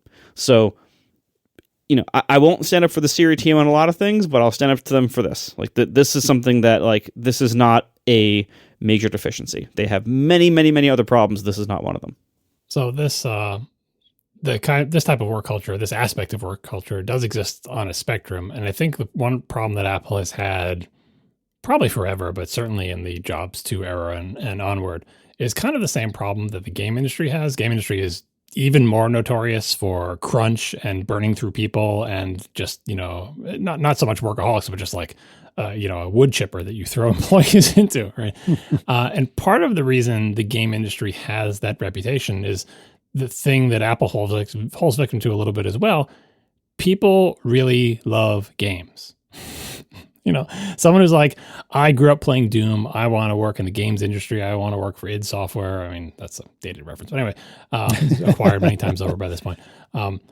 People who get into the game industry, much like the entertainment industry, they really want to be there. And not only do they really want to be there, there's not an infinite number of slots. It's not the same as Hollywood where there's a tiny number of slots or whatever, but it's the games industry is big enough to absorb a lot of people, but it is not trivial to break into, especially if you wanted to be doing something that's not menial. I want to be the designer for the next big AAA game. Well, how many jobs are there that is the designer of the next big AAA game? There's not hundreds of those jobs in the world because there's not hundreds of next big AAA games every year.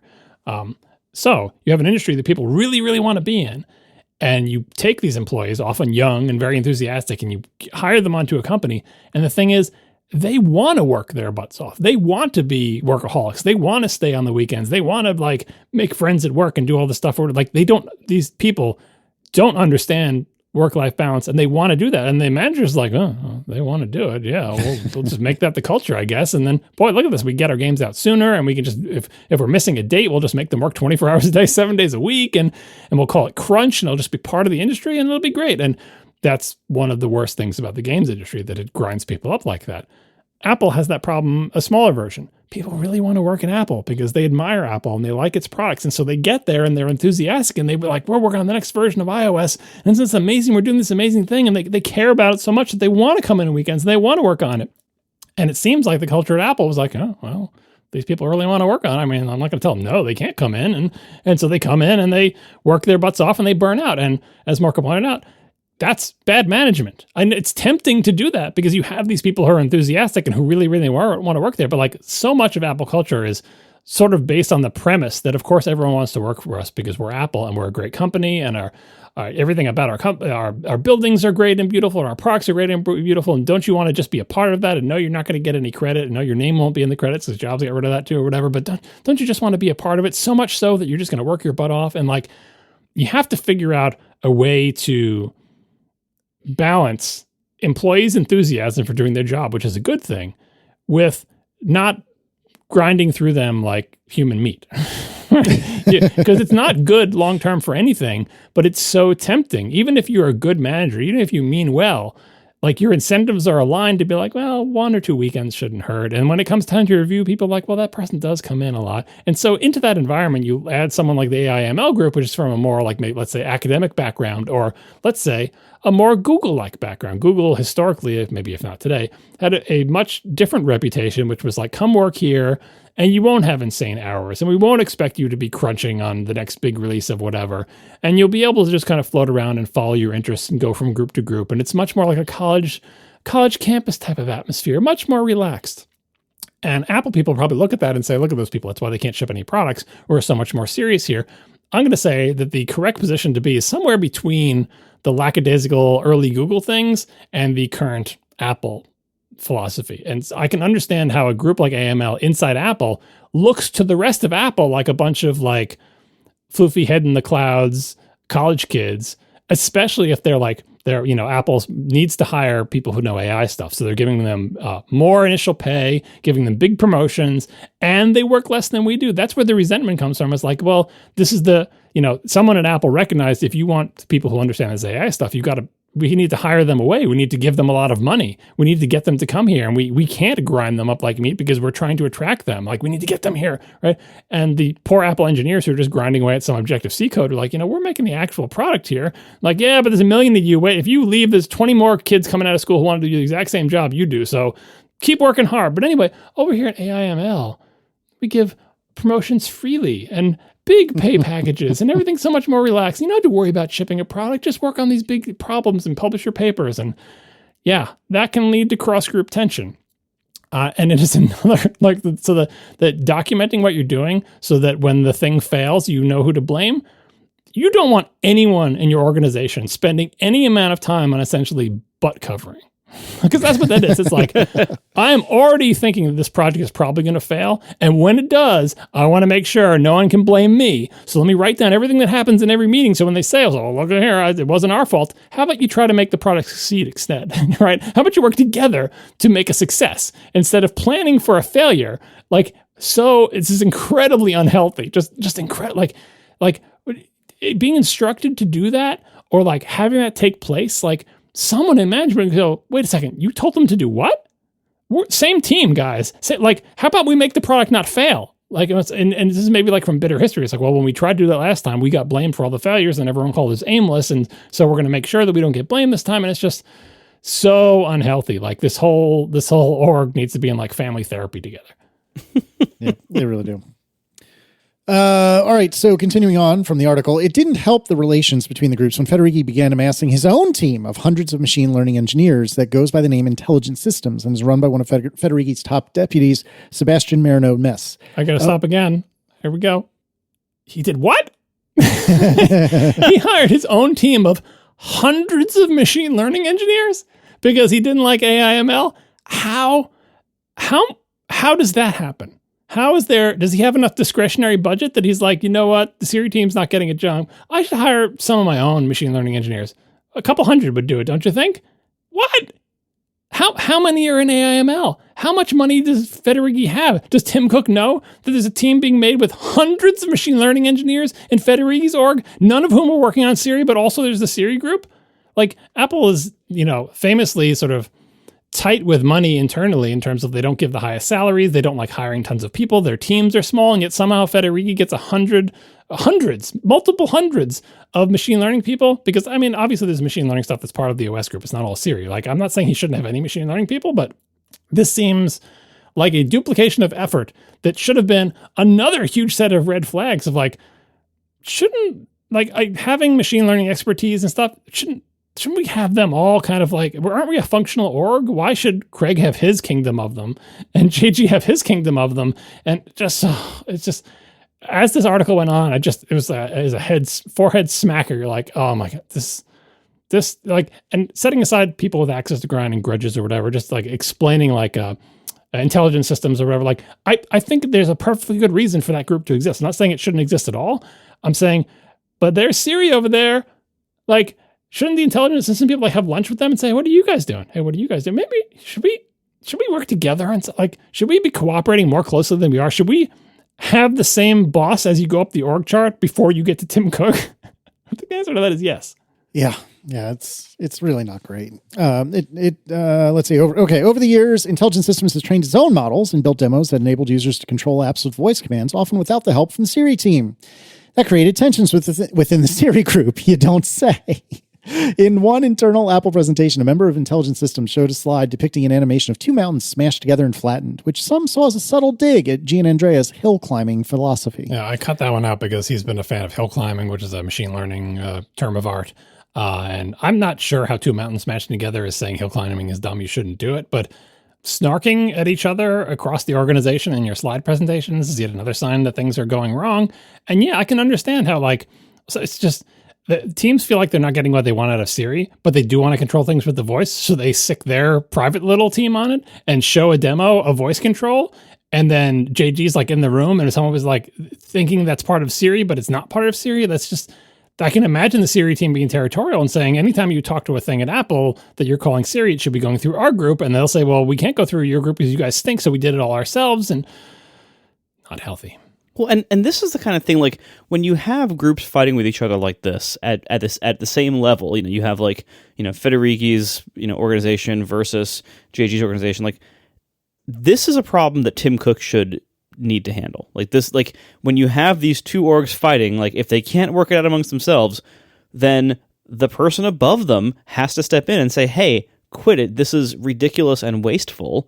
Instead, let's make some changes to do this right. That. And this is one of the problems with Tim Cook generally seems like he does not like to get involved with things like this. What we hear a lot is that Cook's approach to conflict management is don't bring me conflicts. That's what we hear many, many times. So what happens? The conflict just gets pushed downward in the organization into areas like this, where you have clear, obvious dysfunction. When these two orgs are both kind of fighting to do the same things because they don't like each other and don't like the way that each other are doing things, that's terrible. That's obvious dysfunction. It's not good for the products. It's not good for the company. It's not good for the orgs. But yet, because conflict cannot be managed correctly above them, it's pushed down into these little fiefdoms and fights within them. And that's on Tim Cook. That is 100% on Tim Cook. I don't think it's 100% because I think don't bring me conflicts is a valid philosophy. But the whole point is it's supposed to breed people below you that can resolve conflicts because they know they can't bring them to you for you to solve, so they have to solve them. And that's why I think some of the failure is also with Federighi and JG, because they both reported to Tim Cook, and Tim Cook says, don't bring me conflicts. They should understand that to mean that means we have to resolve these conflicts ourselves, and they simply failed to do so. And you could say, well, Tim should figure out that they're failing there and help them, but that's delegation and organization. And the one thing I think about Tim Cook in conflict is one of his very early moves was, in fact, to resolve a conflict, which was Johnny Ive versus Scott Forstall. And he went for the more harmonious agreement, which is if I get rid of Forstall, everyone else agrees they can get along. If I keep him, people are still going to be angry. Therefore, let's go for group harmony. That was an extremely high-level decision that involved Johnny Ive, which is as close as you could get to an important employee who's not Steve Jobs or the CEO. And so I understand why he participated there, but I can also understand his philosophy of don't bring me conflicts. And so that's why I leave some of the blame for this to, in fact, be with Federighi and JG, because maybe it's not them that were having the disagreement, but it was the underlings and whatever. You can chase it down. In the end, obviously, it's Tim Cook's fault in the end. Everything is Tim Cook's fault in the end because he's the CEO, is in charge of everything. But I don't think the don't bring me conflicts is a non-workable strategy. It's kind of like a trust but verify. You have to also occasionally check in to see that the conflicts are in fact being dealt with at a level below you, and you're not just being shielded from them. We don't know how much communication goes up and down the chain or what people discuss, but I can totally see, because it's such a big organization. If everyone, when they're meetings with Tim, just complained about the other groups, the whole meeting could just be about which groups think the other group is letting them down or whatever, and he just wants to hear how you're succeeding, and so they should be motivated to work together. And just this seems like a failure of that system to work. Indeed. But I would also say the whole idea of don't bring me conflict, you are right that that should breed the people under them to work things out amongst themselves. but I think it's based on a fantasy that will always be fine, or that is even the best approach. I think what happens in reality is, if you say at the top, "Don't bring me conflict," that doesn't prevent conflicts from happening. It just prevents them from being resolved by the top, which means that they have to kind of like shove solutions together below that level, not necessarily in a good way. Like what happened here? This was a conflict that they seemingly could not resolve. So what happened was they solved it in a terrible way. Like they kind of worked around the conflict, kind of exacerbating it, making worse outcomes, less efficiently, and like this was a terrible solution. So I do feel like this should have involved higher levels stepping in.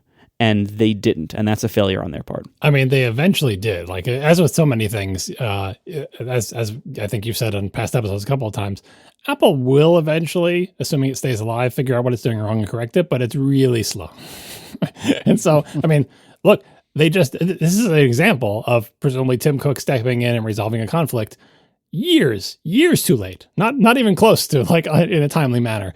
And it's the other, Ed Catmull book, Success Hides Problems.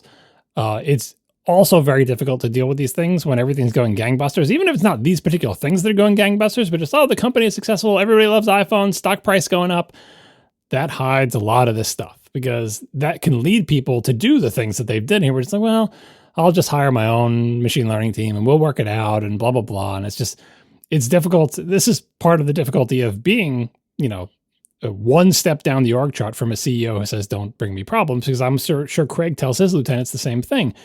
It is a reasonable system, and the opposite is way worse, which is all you ever do is that people complaining about problems. Like, the whole point of you getting the $1 billion is like, solve it. That's what we're paying you for. Don't bring every problem to your parents to have them resolve it. That's not a functional organization either. But yeah, this was a misstep, and it's one of the difficulties of being Tim Cook is how thin your attention is spread. There are so many more things that he has to think about besides the quality of Apple's products, which is a weird thing to say. But when you're the CEO, things like where are we manufacturing them, and what are we doing financially, and how are we hiring things, and antitrust and government, like there's just so much to think about that, this one can sneak up on you in a few dozen years if you don't pay attention to it. So yeah, that's why we're talking about this. This is definitely one of the ones that did fester, didn't get addressed in a timely manner, finally did do something about it. And now we get to see the postmortem, or the glimpses of the postmortem from the outside. With regard to the "When Will My Mom's Flight Arrive" demo during WWDC, during an onstage demo at WWDC 2024, one Apple executive asked Siri when her mom's flight would land. The voice assistant accessed her email and real-time flight data to provide the current arrival time. She then asked Siri to remind her about their lunch plans, and the assistant plucked the details from her iPhone's messages and plotted a route from the airport to the restaurant. Among members of the Siri team at Apple, though, the demonstration was a surprise. They had never seen working versions of the capabilities. Woof. At the time, the only new feature from the demonstration that was activated for test devices was a pulsing colorful ribbon that appeared on the edges of the iPhone screen when a user invoked Siri. Oh, my word. Yeah, so this is some interesting wording from the information here, and you can read it in a way that is not as ridiculous as it sounds, because what they're saying is like the Siri team was surprised by this demo because they'd never seen it working. It doesn't mean they weren't working on it. It just means they knew it didn't currently work, and so they didn't expect to see it demonstrated, because why would you demonstrate a thing that doesn't work? So all of a sudden you see it in the demo. Maybe you've been working on it for a year, for 2 years, but it's not in a state where you can demo it. And so they show the demo, and you're like, we've never seen that working. And then this other part here, I feel like is straight from the information from the author of the article, saying at the time, the only new feature demonstration that was activated for test devices was the pulsing colorful border. It doesn't mean the only thing that had been developed was the pulsing colorful ribbon thing or whatever. That's the only thing that was activated for test devices, again, within Apple or whatever. So I think this is just basically an example of the team being blindsided by a demonstration that essentially put them behind the 8 ball to say, we know you've been working on this. We know it's not ready where we can actually demo it, which is why we're not going to show it to the press at all, but we are going to put it in the keynote. And as I said in past episodes, I feel like this is a type of thing that has happened many times at Apple. Not that I'm endorsing it or saying it is a good thing, but from the famous Steve Jobs saying we're going to open source the FaceTime protocol and everyone on the FaceTime team going, wait, what? It's all the way down to half the other demos we've seen where we know the software is not ready to be shipped, but they demo it anyway and they say this is shipping in iOS 5 or whatever, and the team is like, oh god, I guess we have to get this thing working in time for iOS 5 because Steve Jobs just stood on stage and said it's going to come out in iOS 5. This smells to me like that, but in case you needed confirmation that demo was way out ahead of where the product was, and that also that the team responsible for the feature was not apparently intimately involved in giving a go, no-go decision, because I guess product marketing does that, or it's above their pay grade to decide, is this going to be in the keynote or not? But can you imagine being the audience and being on this team and going, as Marco would say, bleep. With regard to not invented here syndrome, despite the company's experimentation with OpenAI's models, Apple managers told their engineers in 2023 they couldn't include models from outside companies in final Apple products and could only use them to benchmark against its in-house models. Building the large Apple models meant to compete with OpenAI was the responsibility of JG's group. However, they didn't perform nearly as well as OpenAI's technology, according to multiple former Apple employees who used the models in 23 and 24. In his new role overseeing Siri, Federighi has already shaken things up. In a departure from previous policy, he has instructed Siri's machine learning engineers to do whatever it takes to build the best AI features, even if it means using open source models from other companies in its software products as opposed to Apple's own models. So this is not shocking that Apple only want to use its own models. That totally seems like an Apple-y thing. But also, setting aside whether it's an Apple-y thing, I think it's actually a fairly prudent thing, because especially back, a couple of years ago, but even today, there's so much uncertainty about the stuff that goes into models and people getting sued over the things the models were trained on or whatever. It's prudent to be able to have an answer when someone says, hey, what did you train that model on? It's one of the reasons Adobe makes such a big deal out of training all of its models that are part of Photoshop on content that Adobe owns or licenses, because they have an answer. If someone says, what did you train that on? They'll say, look, I can show you. It's this, and we paid for it all, and we have license to it all. It's not, we didn't pirate a bunch of books or throw a bunch of movies. I think that is a prudent thing to do. And of course, Apple being of course we're going to use our own stuff. We're not going to use their things. We're Apple. We'll do everything ourselves. So it makes sense, and we'll get to in a little bit, the whole idea, okay, well, you did that, but your models aren't as good at OpenAI, so now what? And so in this crisis situation, Federighi being more pragmatic and saying, all right, well, this has been gone on long enough that so far no one has been sued out of existence. So if we use an open source model, I guess worst case, whoever's responsible for building that open source model, they get sued, or maybe it's at this point, we can't, we have lost the ability to be as prudent as we want to be. It's more important now to fix things, and that means taking on more risk. That means using open source models. So be it. So that, again, it seems like Federighi being pragmatic, but it is not a situation Apple really wants to be in. Yeah, I agree. I think this is not this was not the wrong call. For the stage Apple was in, you got to figure the position Apple's in the market. If anything goes wrong, they get raked over the coals. They have so many eyes on them. If anything is possible that somebody could sue them for, any kind of infringement, they're on the line they're on the hook for that. They wouldn't want probably to involve themselves with other people's models shipping in their products. That is just the reality of their position in the market. It would be too risky for them. So even though I think the right thing to do would have been for Apple to have developed their own models earlier than they did. And what seems to have happened is they realized too late that this kind of product was a big deal and they needed to have something in this area. And so they rushed and put something together. And in a rush, you might think, which maybe we'll get to later, in a rush, you might think maybe we should use other people's models to speed this along. But I understand why, given Apple's position and the way they usually do things, I understand why they didn't want to do that at that point. All right, and then on the 11th of April, which was Friday, the New York Times had its own article. And I don't have the title in front of me. It was the Trump. The title was much broader than this, but the only part that I thought was interesting or relevant was this tidbit, which is specifically about what we've just been discussing. Right. The title of the article, there we go, is "What's Wrong with Apple?" Kind of a big topic, and they went all over the place, and I didn't think most of it was worth repeating, but this part was relevant. Yeah, this is Trip Mickle, who had recently written a book about the design team after Johnny Ive, which I personally didn't really care for, but that's neither here nor there. Anyways, reading from his article, the AI stumble was set in motion in early 2023. JG, who was overseeing the effort, sought approval from the company's chief executive, Tim Cook, to buy more AI chips, known as graphic processing units or GPUs. At the time, Apple's data centers had about 50,000 GPUs that were more than 5 years old, far fewer than the hundreds of thousands of chips being bought at the time by AI leaders like Microsoft, Amazon, Google, and Meta. Mr. Cook approved a plan to double the team's chip budget, but Apple's finance chief, Luca Maestri, reduced the increase to less than half of that. Mr. Maestri encouraged the team to make the chips they had more efficient. A lack of GPUs meant the team developing AI systems had to negotiate for data center computing power from its providers like Google and Amazon. The leading chips made by NVIDIA were in such demand that Apple used alternative chips made by Google for some of its AI development. I should also add that after the article was published, they added the following later on.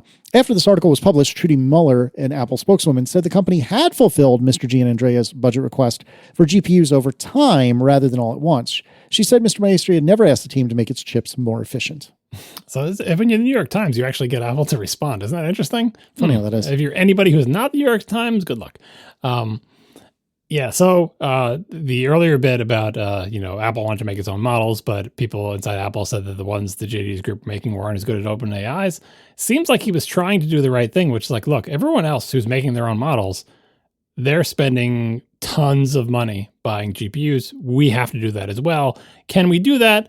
And Tim Cook said, yeah, but not as fast or as expensive as you want. And I also imagine the CFO probably is not telling people what they should do in terms of chip efficiency. But it is an interesting contrast with DeepSeek, which was forbidden from getting the best of the best GPUs due to import restrictions and stuff.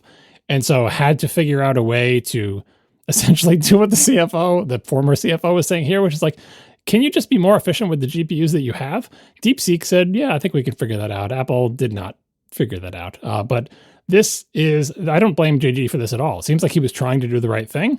It seems like the organization, though, was like not ready to commit the amount of money that other companies were. So OpenAI is like, this is the only reason we exist. We're raising money and we burned it all on GPUs. Like just where we are in the phase where we're like gathering as much investment as we can and we dump all that investment into training models. And if we fail, we fail. But like that's the state we're at. And Apple is like, well, that's not really currently our business. We have another business that works really well. Have you seen our services chart? We sell a lot of iPhones.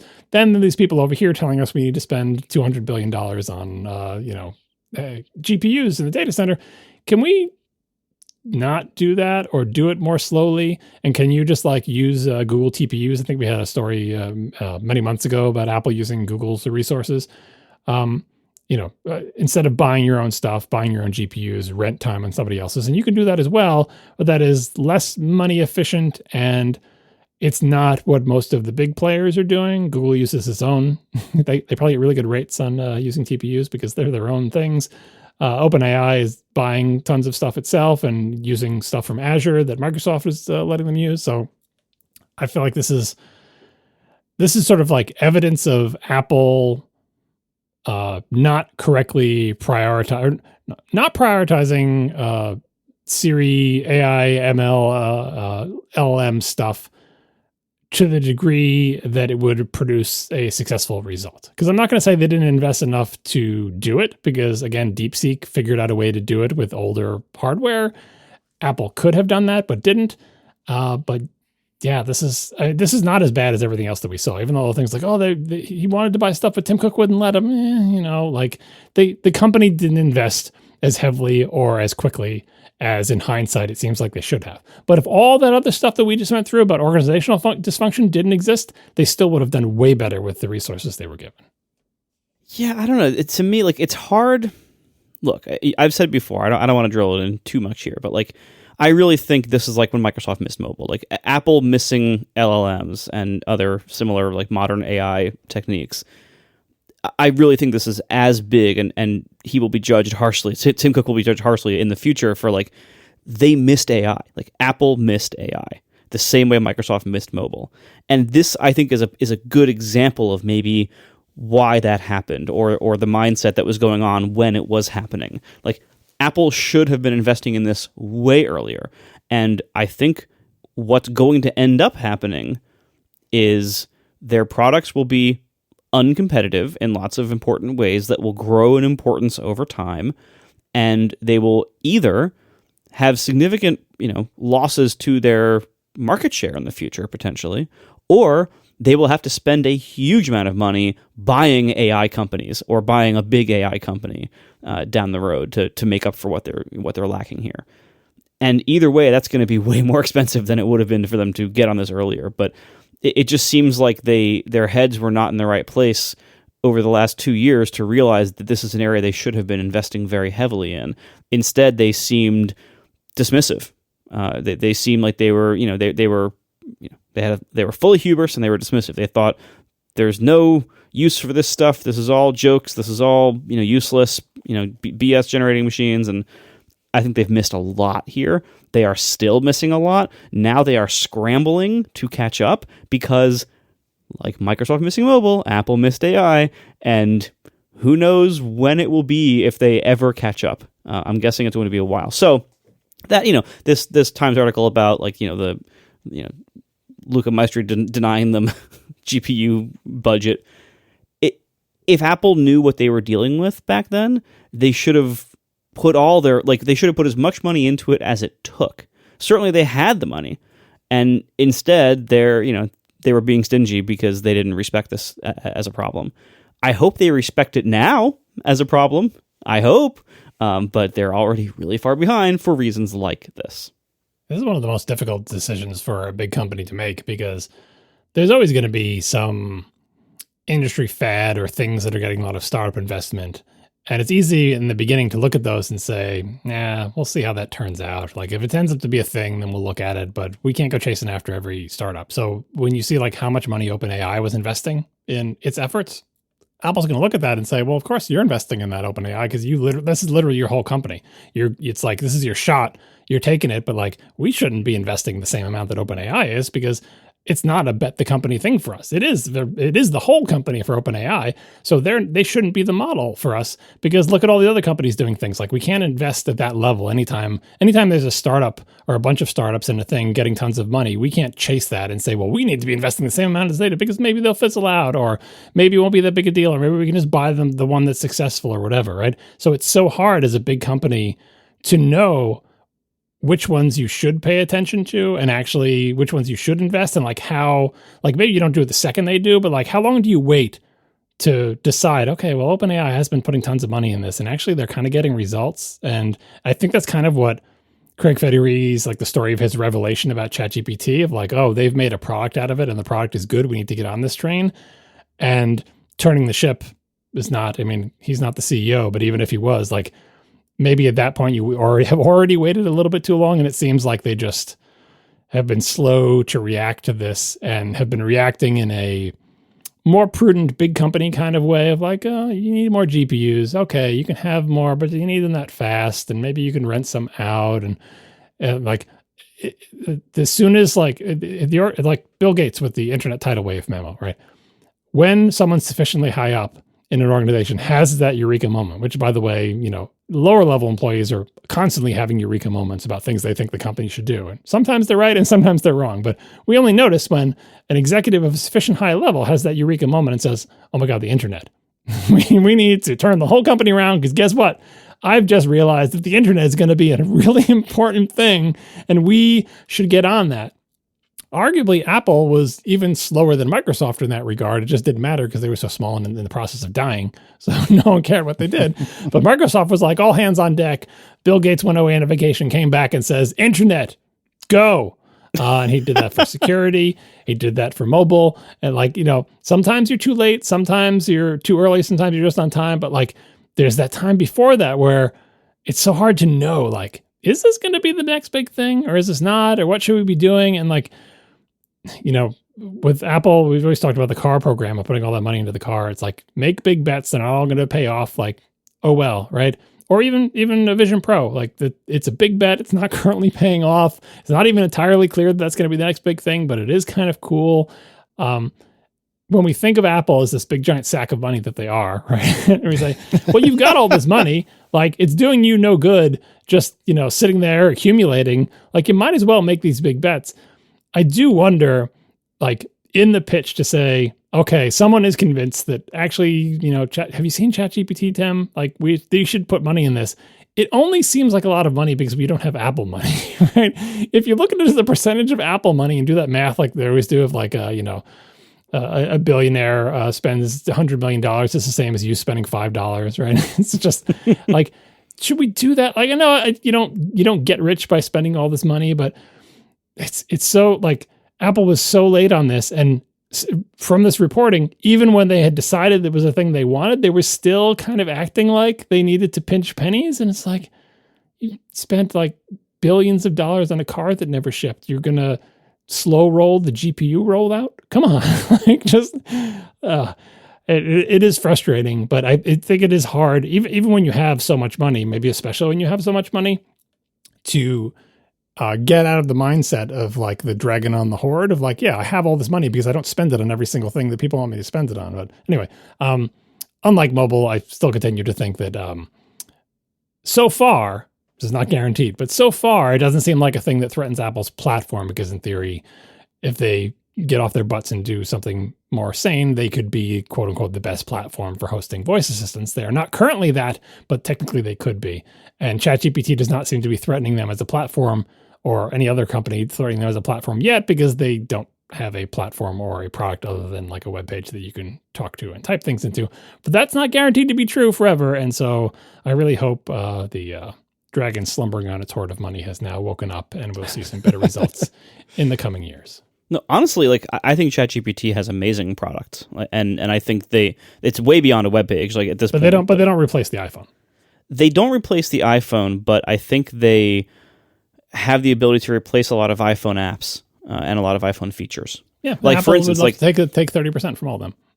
Oh yeah, true. But like in my car, like whenever I'm like driving and I need some knowledge, I have a question about something, I will say, hey thing, ask ChatGPT, and then my question. I say that every single time now because it's so much better than Siri. That now at least Siri has the hook where it can just shell stuff out at ChatGPT. Not always well, not always at the right time. Not always. By the way, the reports have shown that asking ChatGPT directly has way better results than asking Siri to ask ChatGPT, which doesn't make any sense, but that's the only thing we've seen because it's a man bites dog type of story. We don't see the other ones, but like it boggles my mind that should ever be the case. Like, shouldn't it be the same? But somehow it isn't.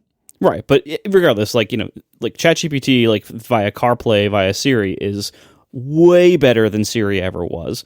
If you're actually on the device and able to use it directly, mapping ChatGPT to like the action button is a pretty common thing on iPhones. On the Mac, of course, you can just tab open with the web page, or they have a Mac app that you can have a shortcut key to, and it can integrate with this other stuff. Like, I think of all the AI companies, the different whatever model is on top changes week to week almost, but ChatGPT or OpenAI consistently has the best products in front of their model. Usually, like they really do well with like how can we take this technology, this amazing model that we have, and actually make useful user facing features and compelling user facing features.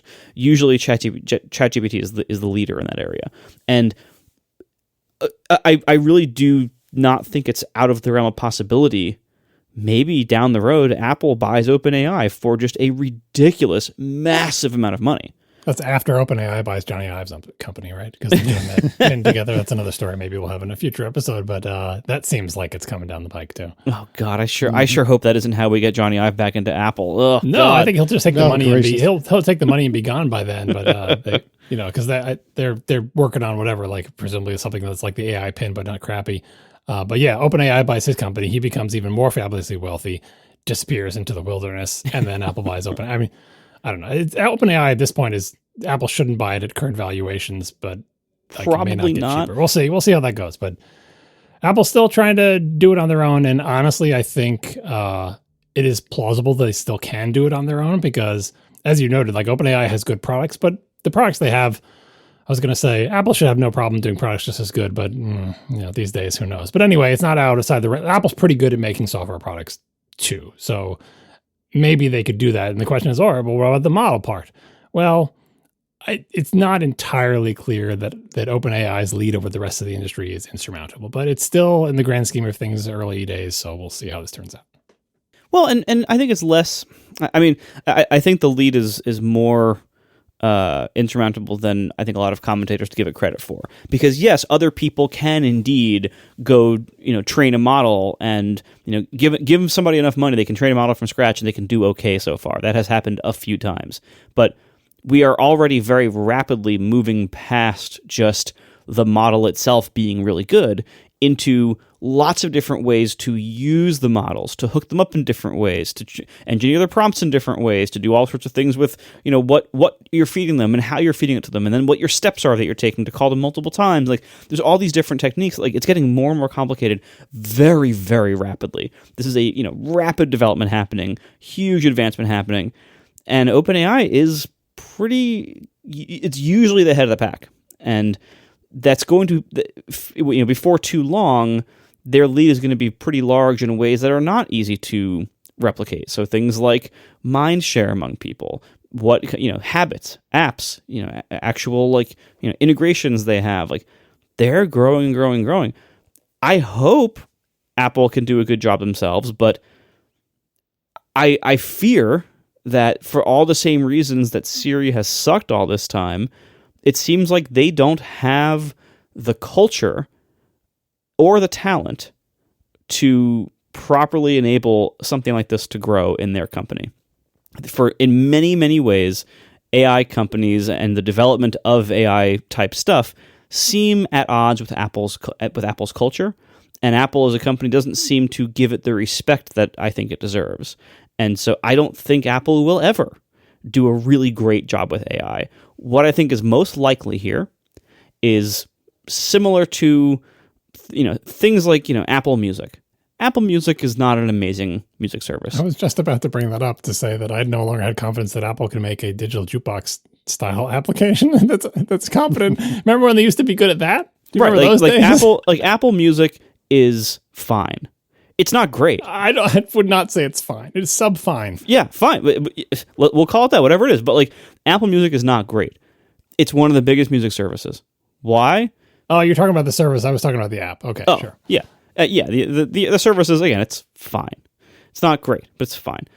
But Apple gets by with that because of their lock-in. They have so much lock-in infrastructure now that they can get by with a series of mediocre offerings, and the lock-in keeps us all using them and gives them the user base they need. Their 30% makes it hard for other people to compete. Their technical boundaries make it hard for other apps to even integrate in the same ways. So they don't really need a great AI story. They just need a functioning AI story. Just like, Apple Music is not a great music service. It functions. It's a functioning music service, and that lets them compete really effectively against others in the area, not because they have the best offering, but because they have unfair advantages they give themselves. That's how this is going to work too. I don't see any outcome here where Apple has a great AI company. I just don't see it. I hope that through various forces, internal and external, I hope they are forced to let companies that are good at it, like OpenAI, put their models into different places in iOS, replace Siri or integrate better, like the way the current one's done, maybe more extended. I hope that becomes the direction they go, and Apple becomes more of the platform company that it's actually. Apple as a platform is generally a very good situation. When Apple makes really good OSs, they make really good developer frameworks, they make really good APIs, they're really good at that stuff. It's when they start getting into all the services stuff and all the gatekeeping and rent seeking and anti-competitive behavior. That's when we see the worst of Apple. I don't think AI is going to do well for them. I think it's going to be a second-rate feature, just like Siri has been. It's been okay at best and usually pretty bad. But what do you see in Apple's culture that's any different now compared to the last 10 years that will enable this to become a great AI company? I see nothing different. I see it being the exact same handful of people running the company, the exact same handful of people in all these leadership roles who don't really understand AI that well, who don't tend to do very well at big data problems and machine learning types of problems or big services. These are not Apple's strengths. They do an okay job sometimes, but then, Google and other companies usually totally outclass them in a lot of these areas. That's probably what's going to happen here. But at least it'll be better than having no AI features and no AI models, or the first round of Apple Intelligence stuff so far, which has been barely there. But I wish that they would do something a little bit bigger and actually try to make something really great themselves. If you're gonna own the whole platform and lock out everyone else in lots of different ways, you got to do a really good job yourself in every possible area. That's not a great strategy, but if you choose to do that strategy, please do a better job. And so I hope they really. I hope I'm totally wrong about this. I hope in 2 years we do an episode and somebody points out how down I was about their AI prospects, and it turns out they turn out awesome. That'd be amazing. I would love that. I don't see any evidence that they've changed that they've changed anything that it would take for them to change to get from here to there. It seems like moving AI stuff under Federighi is good. That's better than wherever the heck it was before. It's better than this situation. But they're not really making the really big cultural changes or leadership changes at larger levels to really make them a different kind of company. What we get with Tim Cook being a diplomat, as I was saying earlier in the show, he's a diplomat. And that is what the company needs a lot of the time. But he's really not a product person at all. And people keep apologizing for that, and people keep saying oh, well, he doesn't need to be a product person. He delegates that. But I don't think he delegates that very well, because he fundamentally doesn't understand or respect it enough. And we're seeing issues like missing AI. We're seeing things like don't bring me conflicts. We see things like that are just I don't know if Apple is too big to have a product person at the head now. It might be, but I wish it would have a product person again. I miss having Apple have that kind of spirit in it. I'm not saying it had to be Steve Jobs forever, but we lost a lot when we lost Steve. And one of the things we lost is a really good product person. Who is the head of product at Apple right now? I don't know. I have no clue. And it's like the Craig Federighi situation where it is good to have an executive who doesn't have to know how every technical thing works, but it comes from a technical background and incorporates that into his decision making because he considers it an area where he can have insight and something to add. And Tim Cook, again, as I always said, to his credit, realizes that he doesn't really have anything to add on the product front because it's just who he is, right? Ideally, if you build your own CEO construction kit, right, you'd pick one that has product knowledge. And, if you're building your VP, you pick one with technical knowledge. But, you can't have everything. You got Tim Cook's amazing skills in certain areas that led him to become the CEO, but he has deficits as well. And this is one of them.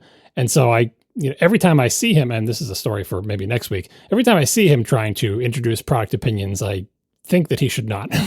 Oh, yeah. So he is who he is.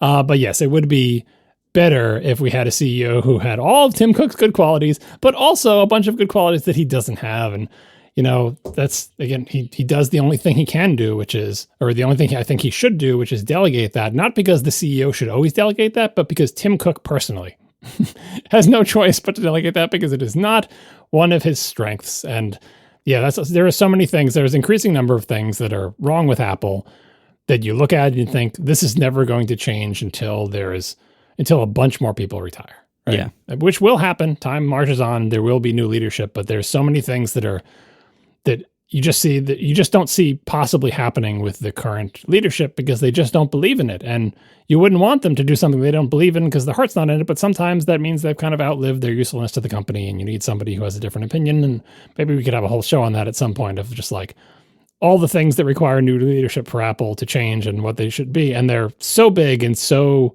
counter to everything every person on the Apple leadership page believes in, that you just know they're not going to happen until those faces change. All right. Thank you to our sponsors this episode, BetterHelp, Mack Weldon, and HelloFresh. And thanks to our members who support us directly. You can join us at atp.fm/join. One of the many perks of membership is ATP Overtime, our weekly bonus topic.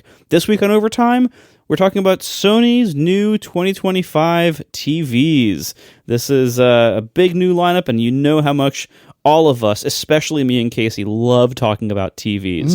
It's gonna be a very me and Casey heavy overtime this week. Well, one of us wants to get a new TV, and it's not me and it's not Casey. You can join us at atp.fm/join to hear this and every other overtime, plus our member specials, and get a discount on our current merch sale and all sorts of other fun benefits. atp.fm/join. Thanks, everybody. We'll talk to you next week. Now the show is over. They didn't even mean to begin, 'cause it was accidental. Oh, it was accidental. John didn't do any research. Marco and Casey wouldn't let him, 'cause it was accidental. Oh, it was accidental. And you can find the show notes at atp.fm. And if you're into Mastodon, you can follow them at CASEYLISS. So that's Casey Liss, MARCOARMENT, Marco Arment, SIRAC, USA Syracuse. It's accidental. They didn't mean to. Accidental. Tech podcast so long. So speaking of all this AI stuff, and getting to what Marco was talking about in terms of like mind share of like among people who are not listening to tech podcasts, what do they come to think of? What becomes the Kleenex of voice assistants at this point among the non-tech enthusiasts? Siri does have mind share as the one that's bad. Yeah, it's the punching bag. Yeah. And so that, it's not like these things aren't penetrating to the mass market, but they're penetrating in a bad way when it comes to Siri. But anyway, I was reminded of this when I was watching one of my many I watch car rebuilding channels, and I watch channels about people who are either rebuilding boats or who live on boats or who are sailing on boats, which is very strange for someone who gets massively seasick and will never be on a boat. But anyway, that's what I watch on YouTube. And I'm watching this one channel that I've been watching for years and years, and it used to be like, hey, we live on a boat. How does that work? And I was like, oh, that's cool. How does that work? Anyway, that was years ago. Now they're at the stage where they're upgrading their boat. They're building a new boat. They have their old boat, is just they docked it somewhere, and they're constructing a new boat from scratch, which is a very fascinating thing. Doesn't involve a lot of being on the water, it involves a lot of being in a workshop, but that's what they're doing. And I'm watching mostly to see if they all die because they don't know what they're doing when they're building their boat. There are videos that I watch and I just shake my head and I go, you're all going to die. It's like the scene that draws the YouTube can't recall because you probably haven't seen the movie or can't remember it. Anyway. I've never seen it. Yeah. Anyway, setting aside whether they all die on their boat that's been shoddily constructed. In a recent episode, they were faced with the problem where they were just, I don't know, they're putting a tube inside another tube and filling the gap between them with like epoxy to put in a tube for like the prop shaft or whatever. Anyway, the YouTuber, the person running the channel, made it a point to have an entire episode saying, here's how I decided to solve this problem and, the tools I used or whatever. And they've made videos like this for years, but this time AI was in the mix. And so they used both ChatGPT and DeepSeek, which kind of surprised me that DeepSeek had enough sort of mind share to even come up as an option. Yeah, I think maybe they made this video when it was like all in the news, because there's a big delay when the videos come out, right? It's not happening in real time. So DeepSeek was in there as well, but also ChatGPT. And this is a person like fabricating real things. And they did like a screencast sort of like the conversation with ChatGPT and asking like, if I have a tube this diameter and then another tube with this diameter inside it and it's this long or whatever, what's the area of the thing? Like it's math that a middle schooler could do, right? It's not complicated math, but their solution to doing that math was to ask ChatGPT. And anybody who has used LLM powered things to do math knows in general, it is not their strength. They are large language models, not large math models. Now, as Marco pointed out recently, they're not as simple as that anymore. There's a million different things being orchestrated, and most of these things have some kind of math engine behind the scenes that they will feed the math stuff to. But still, they were asking it to do things and then going, okay, and writing it down. And similarly, there was another episode a little bit later, which is like I have an electric motor and it gets hot and I need something to cool it. And I want to build it out of aluminum. How big of a, essentially heat sink do I need to dissipate this amount of heat in this amount of time? And they're having this conversation with ChatGPT and DeepSeek saying, okay, here's the thing. Tell me what this is. And they would say, okay, well, I made these assumptions about the temperature of the water and the temperature of the thing coming from the engine. And here's what the area you need, blah, blah. And not surprisingly, the two different LLM products came up with wildly different answers, off by a factor of 3 or 4. The thing that bothered me about this whole thing is I'm watching this, waiting for the point where they say, but of course, this is all just a fun exercise, and I'm not going to actually build something based on what ChatGPT told me to do, especially since, as I've just proven by asking 2 different LLMs and getting wildly different answers, I can't just go by what they say because I don't know which one to pick. And the fact that they're so different makes me think that I don't know enough of what I'm doing to make use of these tools. And yet, I saw him starting to cut aluminum. I'm like, well, wait, did we skip a step here where you talk to someone who knows what they're doing? Here's my thing. I worry that people think ChatGPT is the same as Googling something, which is not helped by the fact that the top, above the fold thing on Google search results is now, has been for years the thing where Google tries to get the answer for you. But with the advent of LLMs, it is much more prominent and much more likely to, look like it's giving you the answer. There was an article I read ages ago. I wish I had the link. It was don't try to use ChatGPT to win an argument. If someone says, I think Tom Cruise is, 60 years old. I think he's 50 years old. And we'll settle this by asking ChatGPT. That doesn't settle anything, right? All you did was put some words into a machine. The new words came out of, but you're exactly where you started off, which is well, it's plausible. Is it right? Maybe we should look up somewhere where we think has a slightly higher chance of knowing Tom Cruise's age. Wikipedia, IMDb, call sheet, are they necessarily right? No, but you kind of know, in general, how frequently does Wikipedia know the age of famous people? You have no idea, in general, how frequently does ChatGPT know the age of famous people because it'll say all sorts of things. And so if you're trying to figure out the area between 2 cylinders, or how big a heat sink you need for the cooler for your boat, or what Tom Cruise's age is, if you've asked ChatGPT and said, well, there you go, I figured it out, it feels so much like when we all first got smartphones and someone would ask them a question and we just Google it and say, look, I got the answer. I just Googled it. But that, even though the actions are the same, I took out my phone from my pocket, I typed in a thing, I hit a thing, and I read a result. It's not the same. And is it because, people need to know how LLMs work? They need to know the intricate details of LLMs. I just feel like there's a disconnect between what LLMs are actually good for and what people are using them for.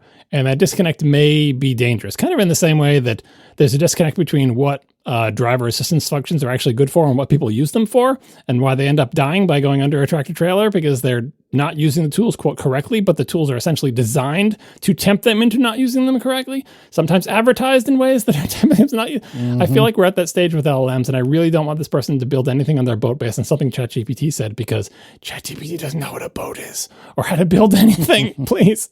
And I'm not saying that the first non-LLM, non-AI search result on Google is also the right answer all the time. I'm saying maybe you have to do more research than Googling to figure out how big the heat sink needs to be on your boat. That's all I'm saying.